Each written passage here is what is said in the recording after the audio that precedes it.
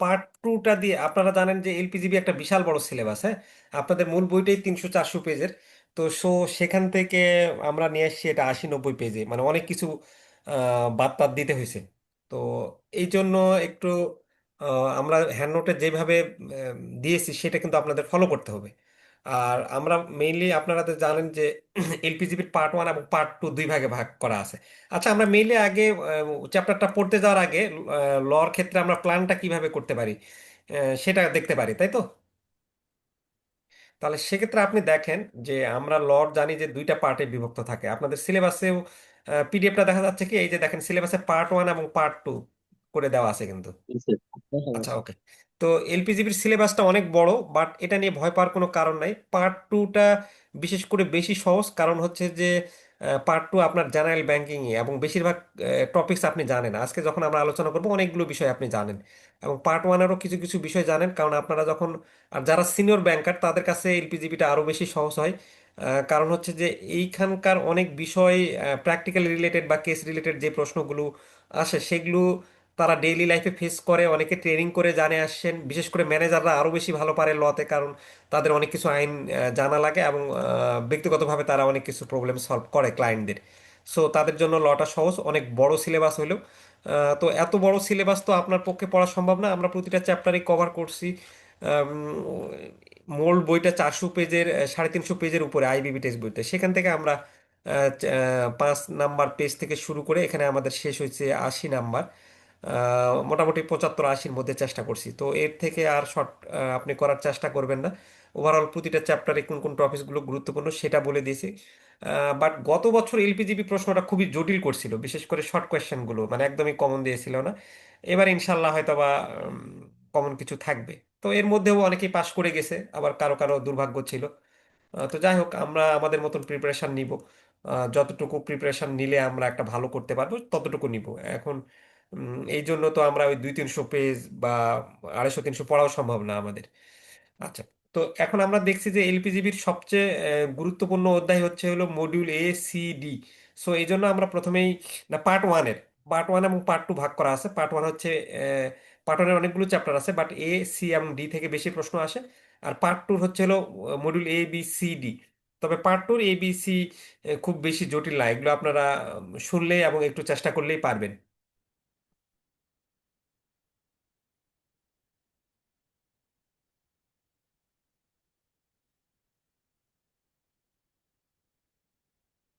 দেখা যাচ্ছে কি নাকি এখন আবার দেখা যাচ্ছে না পিডিএফটা? স্যার চলে গেছে এখন। চলে গেছে, এই যে আবার মনে হয় আসবে এবার, দাঁড়ান। একসাথে দুইটা দিয়ে রাখি, ওটা যেন না যায়। আবার আসছে মনে হয়। আচ্ছা। আর আমাদের পার্ট বিতে গত বছর ওরা যে ম্যাথমেটিক্যাল প্রবলেমটা দিয়েছিল খুবই সহজ, ওই যে আপনার সুদ বের করার, যেটা আপনারা জানেনই সবাই। তো সেক্ষেত্রে যদি ওইরকম কমন কিছু একদমই মানে কমন ম্যাথ আসে, ওইটা আমাদের প্র্যাকটিক্যালি নিজের সিক্স সেন্স যাচাই করে এটা করতে হবে। তো এছাড়া তো আমরা আর একবারে এটার জন্য উম, মানে জান প্রাণ ছেড়ে দিতে পারি না, কারণ কি দিবে না দিবে এটা আমরা এখনো কনফার্ম না।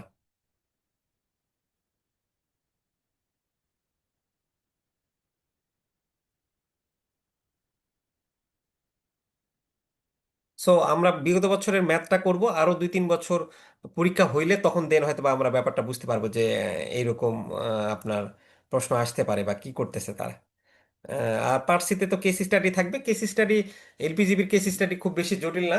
কেস স্টাডি শুধুমাত্র যে গত বছরই আসছে এমন না, কিন্তু এলপিজিবিতে আগে থেকেই কেস স্টাডি থাকতো, বাট সরাসরি উল্লেখ করা থাকতো না। তো এটা আমরা ওই যে চ্যাপ্টার ওয়াইজ যখন প্রশ্নগুলো কমপ্লিট করব, তখন আপনারা দেখবেন যে ওই রিলেটেড আমরা কেস স্টাডি গুলো পাচ্ছি আর কি, হ্যাঁ। আর পার্ট ডিতে আপনার তো 10টা ডিফারেন্স থাকবে। সো ডিফারেন্স সেকশনটা এটা কমন আসে আসলে নর্মালি। তো আমরা আমাদের হ্যান্ডনোটে সবার শেষে যে ডিফারেন্স সেকশনটা রাখছি, ওই ডিফারেন্স গুলো পড়লে ইনশাল্লাহ এখানে আপনি কমন পাবেন এই 5টা ডিফারেন্স। সো আপনি তো জানেন যে ডিফারেন্সে যেহেতু 2 মার্কস করে থাকবে, 5 × 2 = 10। সো ডিফারেন্সটা আমরা ভালো করে পড়বো, এবং এখানে আমরা একটা ম্যাথের মতো মার্কস নিয়ে আসার চেষ্টা করব। আর পার্ট ইতে শর্ট কোয়েশ্চেনগুলো আমরা আমাদের হ্যান্ডনোটে যেগুলো দিছি এবং বিগত বছরে দিছি যেটা, সেটা ফলো করব। এটা যদি ওরা চায় যে খুব কঠিন করে ফেলবে, তখন আমরা মানে খুবই টাফ হয়ে যাবে, 5টা বা 6টা কমন পাবেন, বাকি পাবেন না। আর যদি সহজ করে তাহলে তো সহজগুলোই পাবেন। আর এটা হয়তো বা আরো দেখা যাচ্ছে যে যারা সামনে 2-3টা পরীক্ষার পর পরের বার যারা পরীক্ষা দিবে নতুন সেকশন প্যাটার্নে, তখন তাদের জন্য হয়তো বা পার্টির কমন কিছু প্রশ্ন থাকবে যেগুলো তারা দিবে, তখন সহজ হয়ে যাবে আর কি। আচ্ছা, এরপরে আমরা যে জিনিসটা দেখাতে চাচ্ছি যে এই যে আমাদের 73 থেকে 80 পর্যন্ত যে ডিফারেন্স আছে, এই ডিফারেন্সের উপর আমি একটা ভিডিও ক্লাস নিবনি আপনাদের, তাহলে সেক্ষেত্রে ইনশাল্লাহ অনেক ইজি হয়ে যাবে আপনাদের এই ডিফারেন্স গুলো। আর আমরা আজকে আলোচনা করব হলো মডিউল এ এবং বি যতটুকু পারি। তাহলে আমরা চলেন পড়াতে চলে যাই। কিছু কিছু বিষয় খুবই সহজ, এই জন্য আমি একটু দ্রুত যাব মডিউলের যেগুলো আপনাদের জানাই আছে, মানে একদমই খুবই পান্তা ভাত, সেগুলোতে দ্রুত যাব, আর যেগুলো একটু জটিল মনে হবে সেগুলো একটু বলবো আর কি, কিছু স্টেট। আচ্ছা, পার্ট টু এতে আমরা যাব। তো এতে আমাদের প্রথমেই what do you mean by bank, bank বলতে কি বোঝেন আপনি, ব্যাংকের বিভিন্ন প্রকারভেদ আলোচনা করো। সো এগুলো আপনাদের কাছে খুবই সিম্পল জিনিস, যে ব্যাংক হলো একটা আর্থিক প্রতিষ্ঠান যেটা মূলত আমানত গ্রহণ করে, ঋণ প্রদান করে এবং বিভিন্ন আর্থিক সেবা দেয়। মেইনলি ডিপোজিটর এবং বড়োয়ারের মধ্যে একটা সেতু সংযোগ তৈরি করে ব্যাংক। আর ব্যাংকে আমরা বিভিন্ন ভাগে ভাগ করছি: কমার্শিয়াল ব্যাংক, কেন্দ্রীয় ব্যাংক, বিনিয়োগ ব্যাংক, খুচরা ব্যাংক, ইসলামী ব্যাংক, উন্নয়ন ব্যাংক, কোঅপারেটিভ ব্যাংক। এগুলো একটু রিডিং পড়ে নেবেন, খুবই সিম্পল, প্রশ্ন আসে না সাধারণত, তারপর আমরা যেহেতু আইবিবি টেক্সট বইয়ে আছে এই জন্য আমরা দিয়েছি। আচ্ছা, what do you mean by banker and customer, discuss the banker and customer relationship. Banker এবং কাস্টমার রিলেশনশিপটা আমরা খুব ভালো করে পড়বো, শুধুমাত্র এখানেই না, এটা জেআইবিবি এআইবিবির বিভিন্ন সাবজেক্টে ব্যাংকার এবং কাস্টমার রিলেশনশিপ প্রশ্নটা আসে। সো এটা ভালো করে পড়বো আমরা। ব্যাংকার হলো এমন একটা আর্থিক প্রতিষ্ঠান বা ব্যক্তি যারা টাকা জমা নেয়, ঋণ দেয় এবং আর্থিক সেবা প্রদান করে, যেমন টাকা স্থানান্তর, চেক ইস্যু করা ইত্যাদি। আর অপরদিকে আমরা কাস্টমার কি, যে ব্যাংকের সেবাগুলো নেয়, ব্যাংকের অ্যাকাউন্ট থাকে, টাকা জমা দেয়, উত্তোলন করে, এইগুলো সেবা গ্রহণ করে। আচ্ছা, এবং ব্যাংকার এবং কাস্টমারের সম্পর্ক খুবই ভালো ভালো করে পড়বো আমরা, এটা বিভিন্ন সময় বিভিন্নভাবে আসে, বিভিন্ন সাবজেক্টেও আসে। আচ্ছা, প্রথমে আমরা বলতেছি যে এটা হচ্ছে ঋণী এবং ঋণদাতা সম্পর্ক, ডেটর এবং ক্রেডিটর রিলেশনশিপ। এটা নির্ভর করে হলো যখন কিন্তু কাস্টমার টাকা ব্যাংকে জমা দিচ্ছে, তখন কিন্তু ব্যাংক কাস্টমারের কাছে দায়ী থাকতেছে, তার মানে ব্যাংক কি এক ধরনের ঋণী হচ্ছে, এবং কাস্টমার উল্টো টাকা যেহেতু দিচ্ছে তাহলে কাস্টমার ঋণদাতা হচ্ছে। আবার উল্টো দিকে আহ, ঋণদাতা এবং ঋণী সম্পর্ক, যখন ব্যাংক কাস্টমারকে ঋণ দিচ্ছে তখন কাস্টমার হচ্ছে ঋণী, এবং ব্যাংক হয়ে যাচ্ছে ঋণদাতা। সো কখন টাকা জমা দিচ্ছে আর কখন টাকা মানে নিচ্ছে, এটার উপর নির্ভর করে ঋণদাতা এবং ঋণী সম্পর্কটা হচ্ছে। ট্রাস্ট বেনিফিশিয়ারি সম্পর্কটা কি, সেফ ডিপোজিট লকার বা সিকিউরিটিসের ক্ষেত্রে ব্যাংক ট্রাস্ট হিসেবে কাজ করে এবং কাস্টমার হয় সুবিধাভোগী। এজেন্ট প্রিন্সিপাল সম্পর্ক, যখন ব্যাংক চেক সংগ্রহ করে বা কাস্টমারের পক্ষে পেমেন্ট করে তখন ব্যাংক হয় এজেন্ট, মানে আপনার কাস্টমারের পক্ষে কাজ করে তখন হলো ব্যাংক এজেন্ট, আর কাস্টমার হয় প্রিন্সিপাল। গোপনীয়তার সম্পর্ক, ব্যাংকে কাস্টমারের তথ্য গোপন রাখতে হয় এবং শুধুমাত্র আইনি প্রয়োজন হলে তথ্য প্রকাশ করতে পারে। আচ্ছা, তাহলে ব্যাংকার এবং কাস্টমারের সম্পর্ক গেল। Discuss the general and special relationship between banker and customer, banker এবং কাস্টমারের মধ্যে জেনারেল এবং স্পেশাল রিলেশনশিপ আলোচনা করো। Or describe general and special relationship between banker and customer, অথবা জেনারেল এবং স্পেশাল রিলেশনশিপ ব্যাংকার এবং কাস্টমারের মধ্যে আপনার বর্ণনা করতে বলছে। আচ্ছা, তো ওই সেম জিনিস, এটা এখন আলাদাভাবে আসবে না, আপনি ওই সেম জিনিসগুলো ব্যাখ্যা করবেন, একই প্রশ্ন বারবার পড়ার দরকার নেই। আচ্ছা, বলছে যে state the right and duties of a banker and customer, banker এবং কাস্টমারের অধিকার এবং দায়িত্ব কি। আমিনুর ভাই কিছু কি বলবেন? হ্যান্ড রেজ করছেন। সালামালাইকুম ওয়ালাইকুম স্যার। আসসালাম। ওই হ্যাঁ, যে বলুন। ব্যাংকের কাস্টমার রিলেশনের মধ্যে লেজর লেজি বেইলর বেইলি এগুলা কি দিতে হবে এখানে? না, আপনার যেগুলো সহজ লাগে, এগুলো অনেক রিলেশনশিপ আসে, আচ্ছা, প্রচুর, 7টা 8টা, আপনার ওকে। কাছে যেটা সহজ মনে হবে ভাই।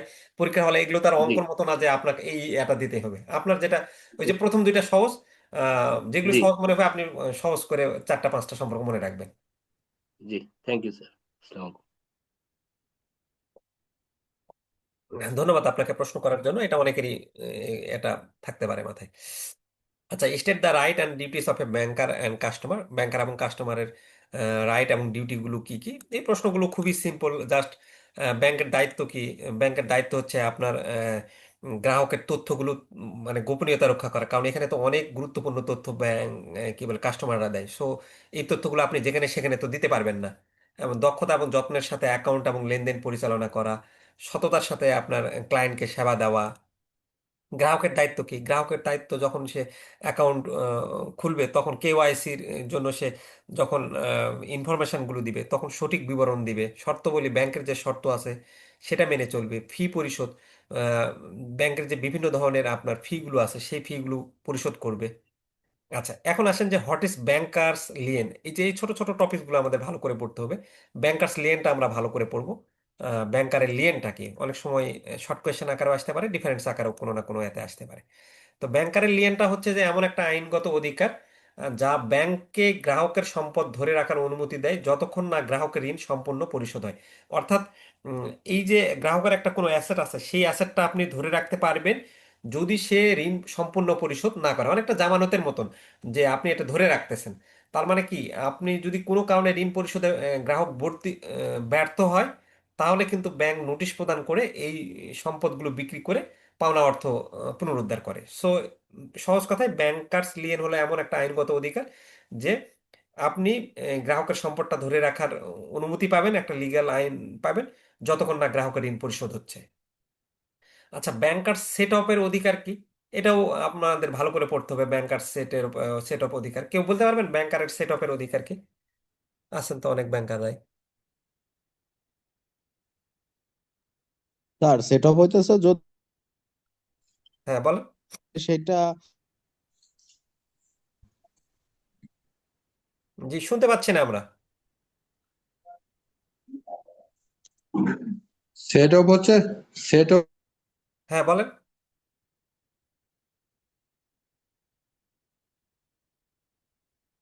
শোনা যাচ্ছে না। আচ্ছা, কোনো কারণে ওনাদের এটা শোনা যাচ্ছে না। হ্যাঁ আমিনুল ভাই বলেন। সেট আপ হচ্ছে একটা অ্যাকাউন্ট থেকে টাকা নিয়ে অন্য লোন অ্যাকাউন্টে টাকা পরিশোধ করা আর কি। হ্যাঁ, এটা কখন করবে? খুব সুন্দর।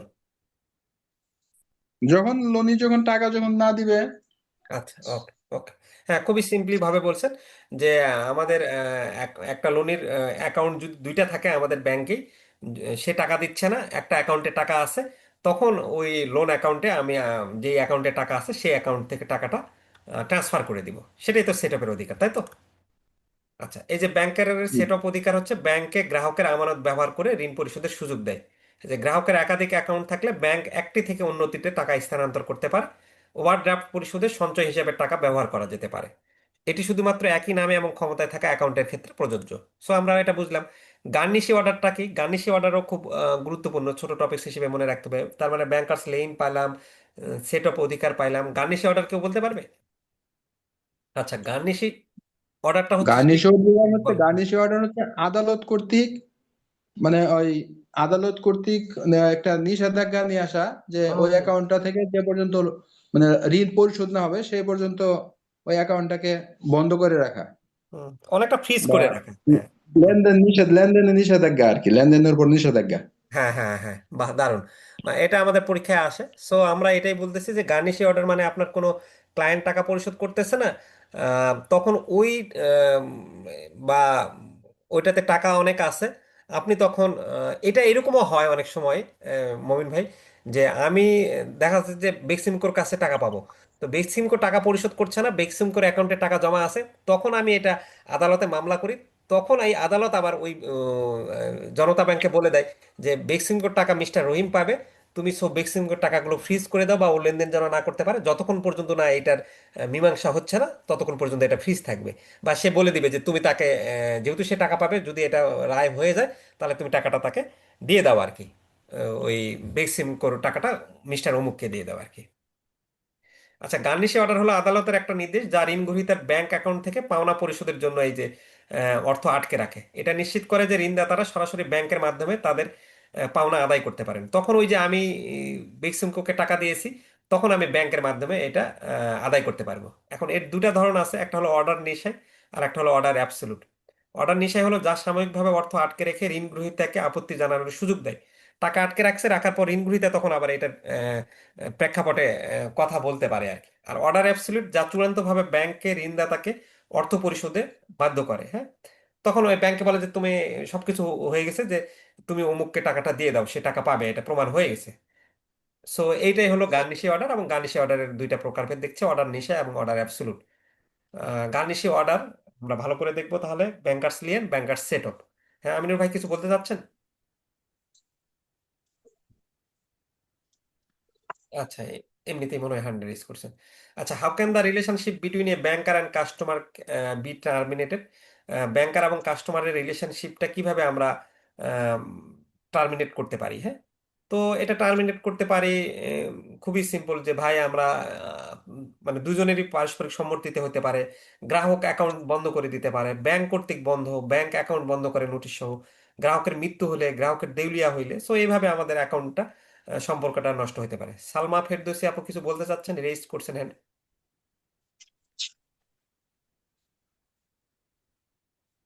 আচ্ছা, এমনিতেই করছে হয়তো। আচ্ছা, what are the important areas of general banking and the challenge? কারো কোনো প্রশ্ন থাকলে চাইলে আপনারা মেসেজও করতে পারেন যখন যেটা আলোচনা করবো, যে what are the important areas of general banking and the challenge involve দিয়ার ইন। জেনারেল ব্যাংকিং এর ইম্পর্টেন্ট এরিয়াগুলো কি কি, এবং সেখানে কি কি চ্যালেঞ্জ আপনার এর সাথে জড়িত, চ্যালেঞ্জগুলো কি কি? তো সাধারণ ব্যাংকিং এর গুরুত্বপূর্ণ ক্ষেত্র কি, কাজগুলো কি কি আমরা জানি: হিসাব খোলা, নগদ ব্যবস্থাপনা করা, রেমিটেন্স দেওয়া নেওয়া, ঋণও কি বলে, ঋণ দেওয়া, তারপর চেক এবং ইলেকট্রনিক পেমেন্ট নিষ্পত্তি করা।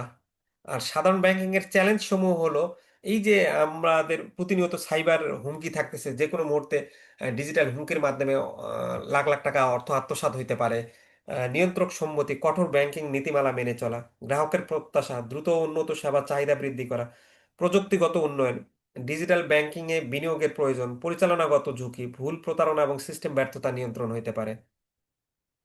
আচ্ছা, বাণিজ্যিক ব্যাংকের কার্যক্রমের সাথে সম্পর্কিত কার্যাবলী সংক্ষেপে আলোচনা করো। Briefly the functions of commercial banks regarding the following activities. হ্যাঁ, আম, তাহলে বাণিজ্যিক ব্যাংকের কাজগুলো কি কি? খুবই সিম্পল, এগুলো আপনারা তো জানেনই, আপনারা নিজেরাই ব্যাংকে কাজ করেন।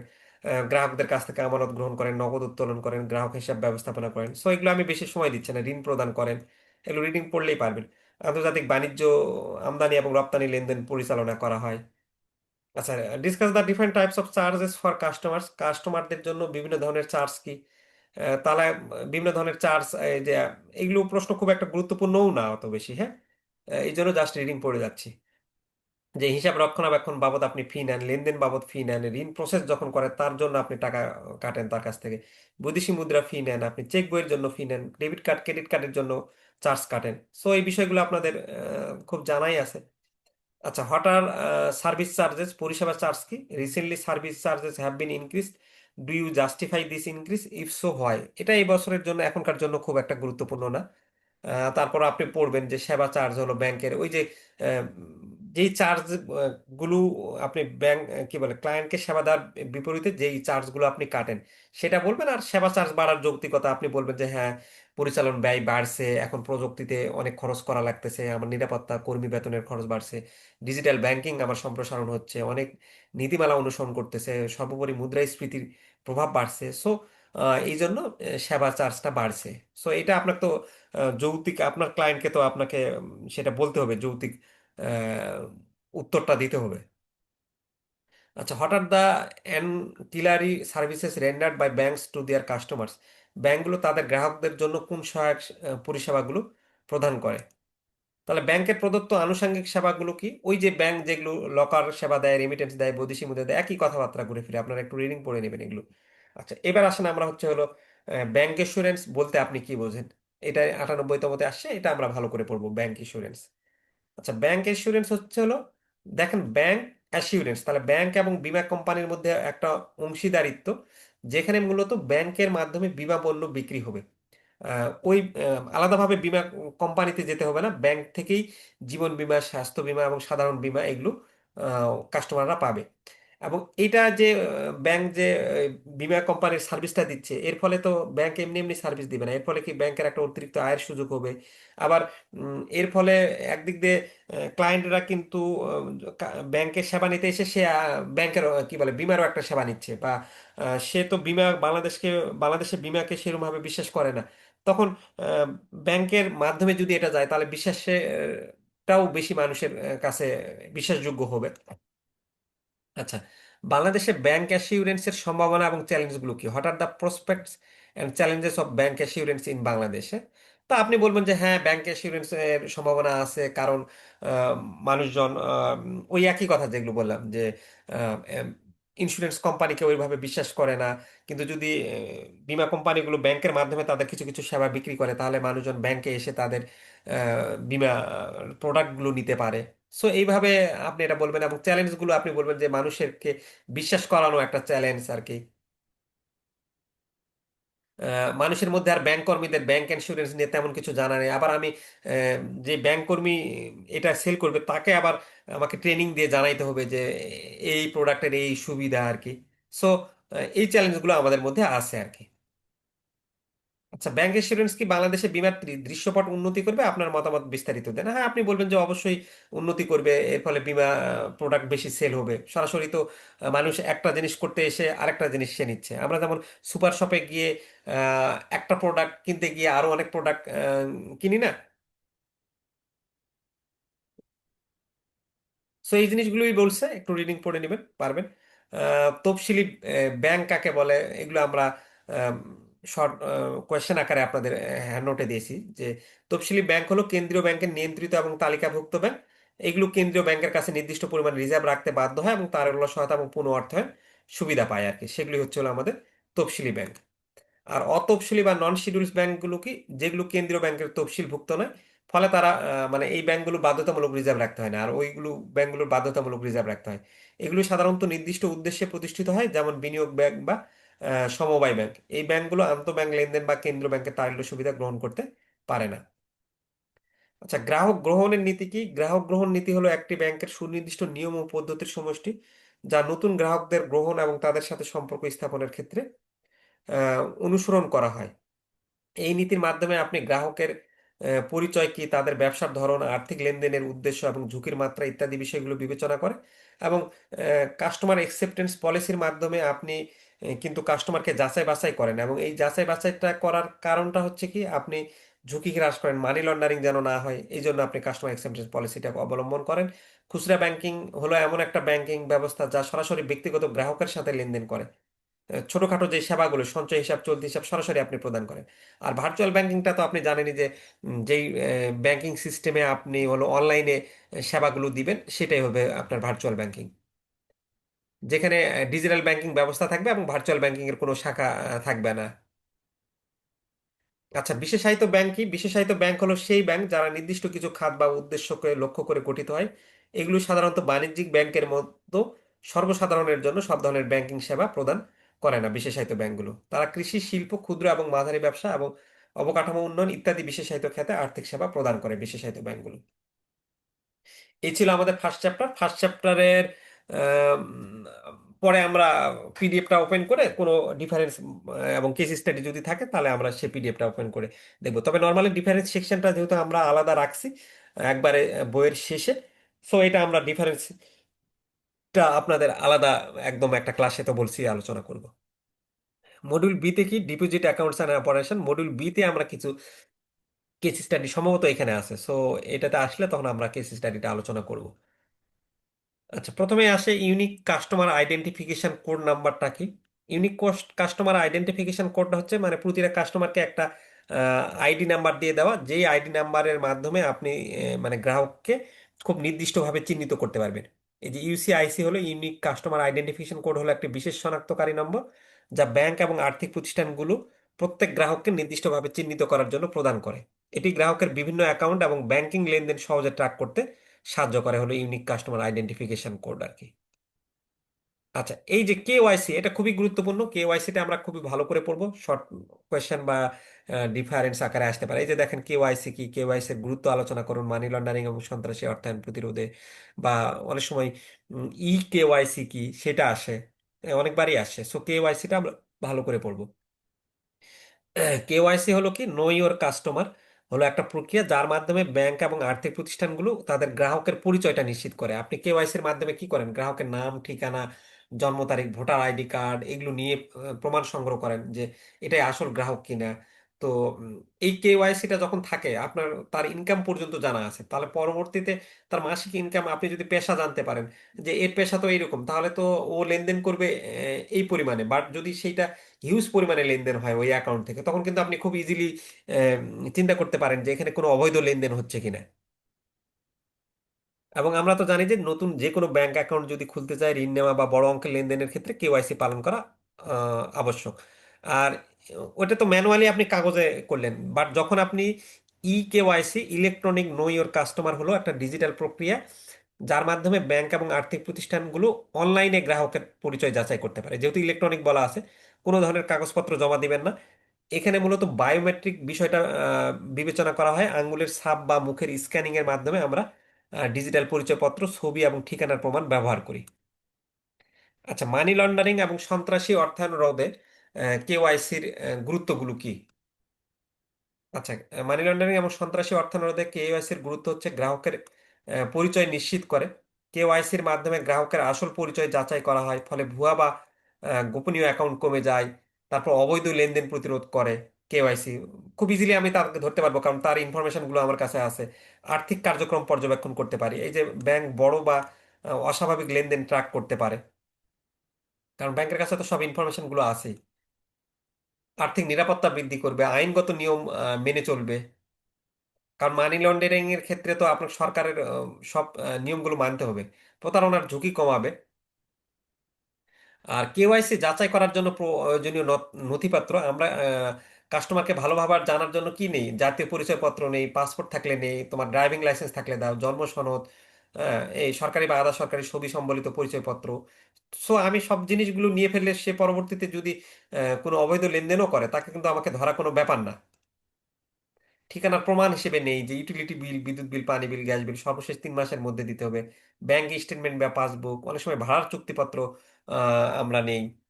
ঠিকানা সহ ভোটার আইডি কার্ড নেওয়া হয়। সো এই এত জিনিসপত্র নিলে তো সে সহজে আপনার করতে পারবে না আর কি। সো এগুলো একটু রিডিং পড়ে নেবেন, আরো বেশ কিছু দেওয়া আছে অনেকগুলো। আচ্ছা, কাস্টমার ডিউ ডিলিজেন্স বা সিডিডি, এগুলো কিন্তু গুরুত্বপূর্ণ টপিক। হ্যাঁ, সিডিডি, ইডিডি, পিইপি আমরা আসবো সামনে। তাহলে কাস্টমার ডিউ ডিলিজেন্সটাও কেওয়াইসিরই একটা কিন্তু বর্ধিত সংস্করণ রূপ। হ্যাঁ, যে উম, আমরা একটা কাস্টমারের আহ, সম্পর্কে আহ, যে জানা, যে এর মধ্যে গ্রাহকের পটভূমি, ব্যবসায়িক কার্যক্রমগুলো কি, তারপর তার আর্থিক প্রোফাইলের জন্য আমরা গ্রাহকের তথ্য সংগ্রহ করি এবং যাচাই করি। এই সিডিডিরও লক্ষ্য অনেকটা ওই কেওয়াইসির মতন, যে অর্থ পাচার, সন্ত্রাসী অর্থায়ন এবং জালিয়াতির মতো আর্থিক অপরাধ আহ, প্রতিরোধ করা। এবং সিডিডি এটা একবারে আপনি যে এককালীন কাজ এমন না, আপনি এটা রেগুলার বেসিসে আপনাকে করতে হবে। গ্রাহকের লেনদেনটা পর্যবেক্ষণ করতে হবে, গ্রাহকের তথ্য আপডেট করতে হবে যদি তার কোনো তথ্য আবার আপডেট করা লাগে। আর আম, এই সিডিডির পর, সিডিডি হচ্ছে কাস্টমার ডিউ ডিলিজেন্স। এরপরে আরেকটা শব্দ আছে হলো ইডিডি। এটাকে বলে ইনহ্যান্স ডিউ ডিলিজেন্স। অর্থাৎ হচ্ছে যেই ক্লায়েন্টটা আপনার উচ্চ ঝুঁকি, মানে রিস্ক বেশি যেই ক্লায়েন্টের, তখন সেখানে আপনার যদি আরো তদন্ত পড়ার দরকার পড়ে, যে এই লেনদেনগুলো সম্পর্কে জানা, সেটাকে আমরা ইডিডি করতে। সো সিডিডি, ইডিডি, কেওয়াইসি, এগুলো ভালো করে পড়বো। এই যে দেখেন, what is enhance due diligence, সংক্ষিপ্ত মানে ইনহ্যান্স ডিউ ডিলিজেন্স হলো এই সিডিডিরই বর্ধিত সংস্করণ। এটা তখন ব্যবহৃত হয় যখন একটা গ্রাহক বা লেনদেন মানি লন্ডারিং, সন্ত্রাসী অর্থায়ন বা অন্যান্য আর্থিক অপরাধের জন্য উচ্চ স্তরের ঝুঁকি উপস্থাপন করে, মানে সে বড় আকারে রিস্ক আছে। তাহলে ইডিডি আমরা গ্রাহকের পরিচয় যাচাই, তাদের আর্থিক কার্যকলাপ বোঝা এবং তাদের তহবিলের উৎস মূল্যায়ন করার জন্য অতিরিক্ত পদক্ষেপ অন্তর্ভুক্ত করে। এর জন্য আমরা ডেটাবেস চেক করতে পারি, অতিরিক্ত নথি চাইতে পারি। সো সিডিডিরই পর যখন আমার আরো বেশি তাকে সন্দেহ হচ্ছে, তখন আমরা ইডিডি করব। আচ্ছা, when a bank conducts enhance due diligence, EDD কখন করে? আচ্ছা, ইডিডি করে তখনই যদি উচ্চ ঝুঁকিপূর্ণ গ্রাহক হয়। হ্যাঁ, উচ্চ ঝুঁকিপূর্ণ গ্রাহকদের সাথে লেনদেন হলে ইডিডি করা হয়। যেমন আর্থিক অপরাধ প্রবণ শিল্পের সাথে জড়িত গ্রাহক, উচ্চ নগদ লেনদেন বা জটিল মালিকানাধীন ব্যবসা অন্তর্ভুক্ত।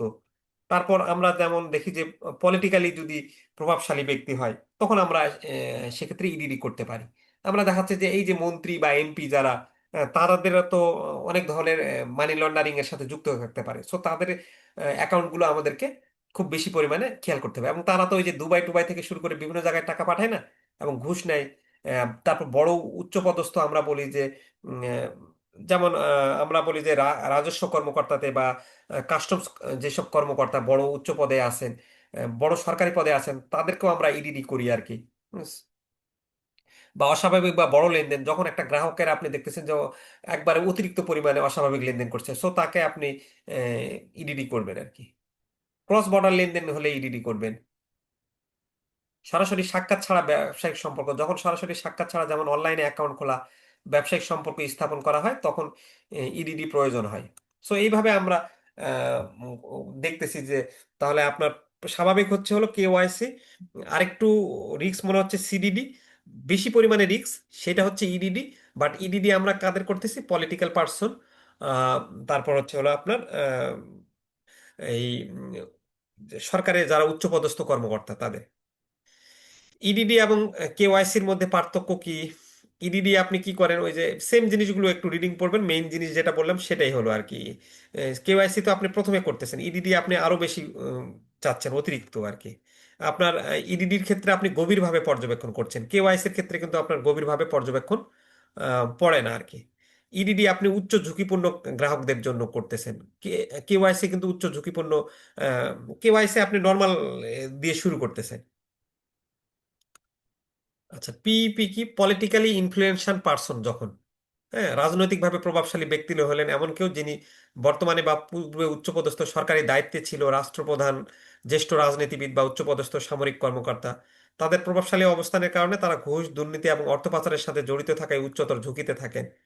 এই ঝুঁকি তাদের নিকট আত্মীয় এবং ঘনিষ্ঠ সহযোগীদের ক্ষেত্রেও প্রযোজ্য। সো এগুলো হচ্ছে পিইপি। আচ্ছা, when procedure does a banker follow in opening a new account? What precautions does he takes in opening accounts of politically exposed person, and why? বা why do banks need to take special attention for opening PEP's account? So এটা IBB text বইয়ের প্রশ্ন এবং সরাসরি আসছে, এটা আমরা ভালো করে পড়বো যে পলিটিক্যালি ইনফ্লুয়েন্সিয়াল পার্সনের যখন অ্যাকাউন্ট খুলবো, তখন খোলার সময় আমি কি কি আহ, উম, সতর্কতা অবলম্বন করব, এটা জানতে চাইছে। তাহলে পলিটিক্যালি, অথবা আপনাকে বলছে যে নতুন, ওই একই কথা বলছে, তাহলে আপনি কেন মনোযোগ দিবেন? আপনি ব্যাংক অ্যাকাউন্ট খোলার সময় আমরা তো সাধারণত নিম্নলিখিত ধাপগুলো অনুসরণ করি। প্রথমে কি আবেদনপত্র দ্বারা পূরণ করায়, পরিচয়পত্র তাদের যাচাই করি, ঠিকানার প্রমাণপত্র হিসেবে আমরা বিদ্যুৎ বিল, পানি বিল নেই, তারপর ব্যক্তিগত তথ্য সংগ্রহ করি, আমরা নমিনির তথ্য নেই, প্রাথমিক জমা টাকা গ্রহণ করে, স্বাক্ষর নমুনা, তার নমুনা স্বাক্ষরটা আমরা দেখি যে ঠিকঠাক আছে কিনা, প্রয়োজনীয় কাগজপত্র সংগ্রহ করি। সো এই যে পলিটিক্যালি এক্সপোজ পার্সনের ক্ষেত্রে ব্যাংকাররা ওগুলো তো নিবেই, তার পাশাপাশি সে কি করবে? ইনহ্যান্স ডিউ ডিলিজেন্স করবে, যে গ্রাহকের যে মানে যে ট্রানজাকশন গুলো হবে, সেই ট্রানজাকশন গুলো কোথা থেকে সে এই ইনকাম গুলো, মানে এই লেনদেনের সোর্স গুলো কি, হ্যাঁ, এবং লেনদেনের নেচারটা সম্পর্কে সে বিস্তারিত তথ্য সংগ্রহ করবে। আর লেনদেনের নিয়মিত পর্যবেক্ষণ, যারা পলিটিক্যালি ইনফ্লুয়েন্সিয়াল পার্সন, তাদের লেনদেনটা আমরা রেগুলার পর্যবেক্ষণ করব, কারণ এদের এখানেই তো টাকা আপনার এই মানি লন্ডারিংটা বেশি হতে পারে। এবং উচ্চ পর্যায়ের অনুমোদন, এই ধরনের অ্যাকাউন্ট খোলার জন্য ব্যাংকের উচ্চ পর্যায়ের ব্যবস্থাপনার অনুমোদন প্রয়োজন হয়। এই সতর্কতামূলক ব্যবস্থা গ্রহণের উদ্দেশ্য হলো আর্থিক খাতে সুশাসন বজায় রাখা এবং অর্থ পাচার এবং দুর্নীতির ঝুঁকি হ্রাস করা। অনেক সময় বলে না যে ব্যাংক খাতটা যদি আপনি, মানে আর্থিক খাতটা যদি সেইভাবে স্ট্রংলি বজায় রাখেন, তাহলেই তো অনেক দুর্নীতি বন্ধ হয়ে যায়, কিন্তু সেই জায়গায় তো আমরা অনেক ছাড় দিই। আচ্ছা, what formalities and precautions would you take before opening the account of a joint stock company এবং কোঅপারেটিভ সোসাইটি? একটা জয়েন্ট স্টক কোম্পানির অ্যাকাউন্ট খোলার আগে আপনি কি ফর্মালিটিস গুলো ফলো করবেন, এবং কোঅপারেটিভ সোসাইটির ক্ষেত্রেও কি ফর্মালিটিস গুলো ফলো করবেন? আচ্ছা, তো আহ, এটা হচ্ছে কি কি করবেন আপনি। ওই যদি কোম্পানির হয়, যৌথ মূলধনী কোম্পানি, আপনি তাদের কোম্পানির রেজিস্ট্রেশন সার্টিফিকেট আছে কিনা, লাইসেন্স আছে কিনা, তারপর মেমোরেন্ডাম আছে কিনা সেটা দেখবেন, বোর্ড রেজুলেশন সংগ্রহ আছে কিনা, পরিচালকদের তালিকা দেখবেন, নাম ঠিকানা আছে কিনা, ট্রেড লাইসেন্স ঠিক মতো আছে কিনা, তাদের টিন নাম্বার আছে কিনা। সো যৌথ মূলধনী কোম্পানির ক্ষেত্রে এটা দেখবেন। সমবায় সমিতির ক্ষেত্রে কি তাদের সমিতির নিবন্ধন আছে কিনা, সমিতির উপ আইন আছে কিনা, কার্যনির্বাহী কমিটিতে তালিকাগুলো কে কে আছে, সভাপতির সনদপত্র আছে কিনা, যারা যারা এই সমবায় সমিতির সদস্য আছে তাদের পরিচয়পত্রগুলো কালেক্ট করে দেখবেন। এগুলো আহ, খুব বেশি জটিল না, এই জন্য আমি ওইভাবে আপনাদের সময় দিয়ে ব্যাখ্যা করতেছি না, সিম্পল জিনিসগুলো এটা বুঝবেন আর কি। সো বিভিন্ন এই যে আমরা দেখতে পাচ্ছি যে এক এক একজনের অ্যাকাউন্ট খোলার ক্ষেত্রে কি কি সতর্কতা অবলম্বন করতে হবে বা কি কি লাগে সেটা আমরা ভালো করে পড়বো, এগুলো প্রশ্ন আসে।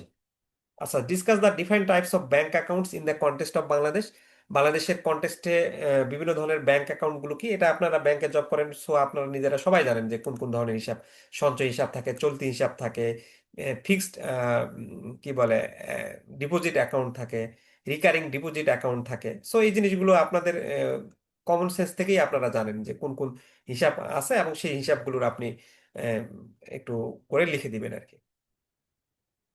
What are the advantages of current account? Current অ্যাকাউন্টের সুবিধা কি, বা why do corporation prefer current accounts? IBB board question 1 number.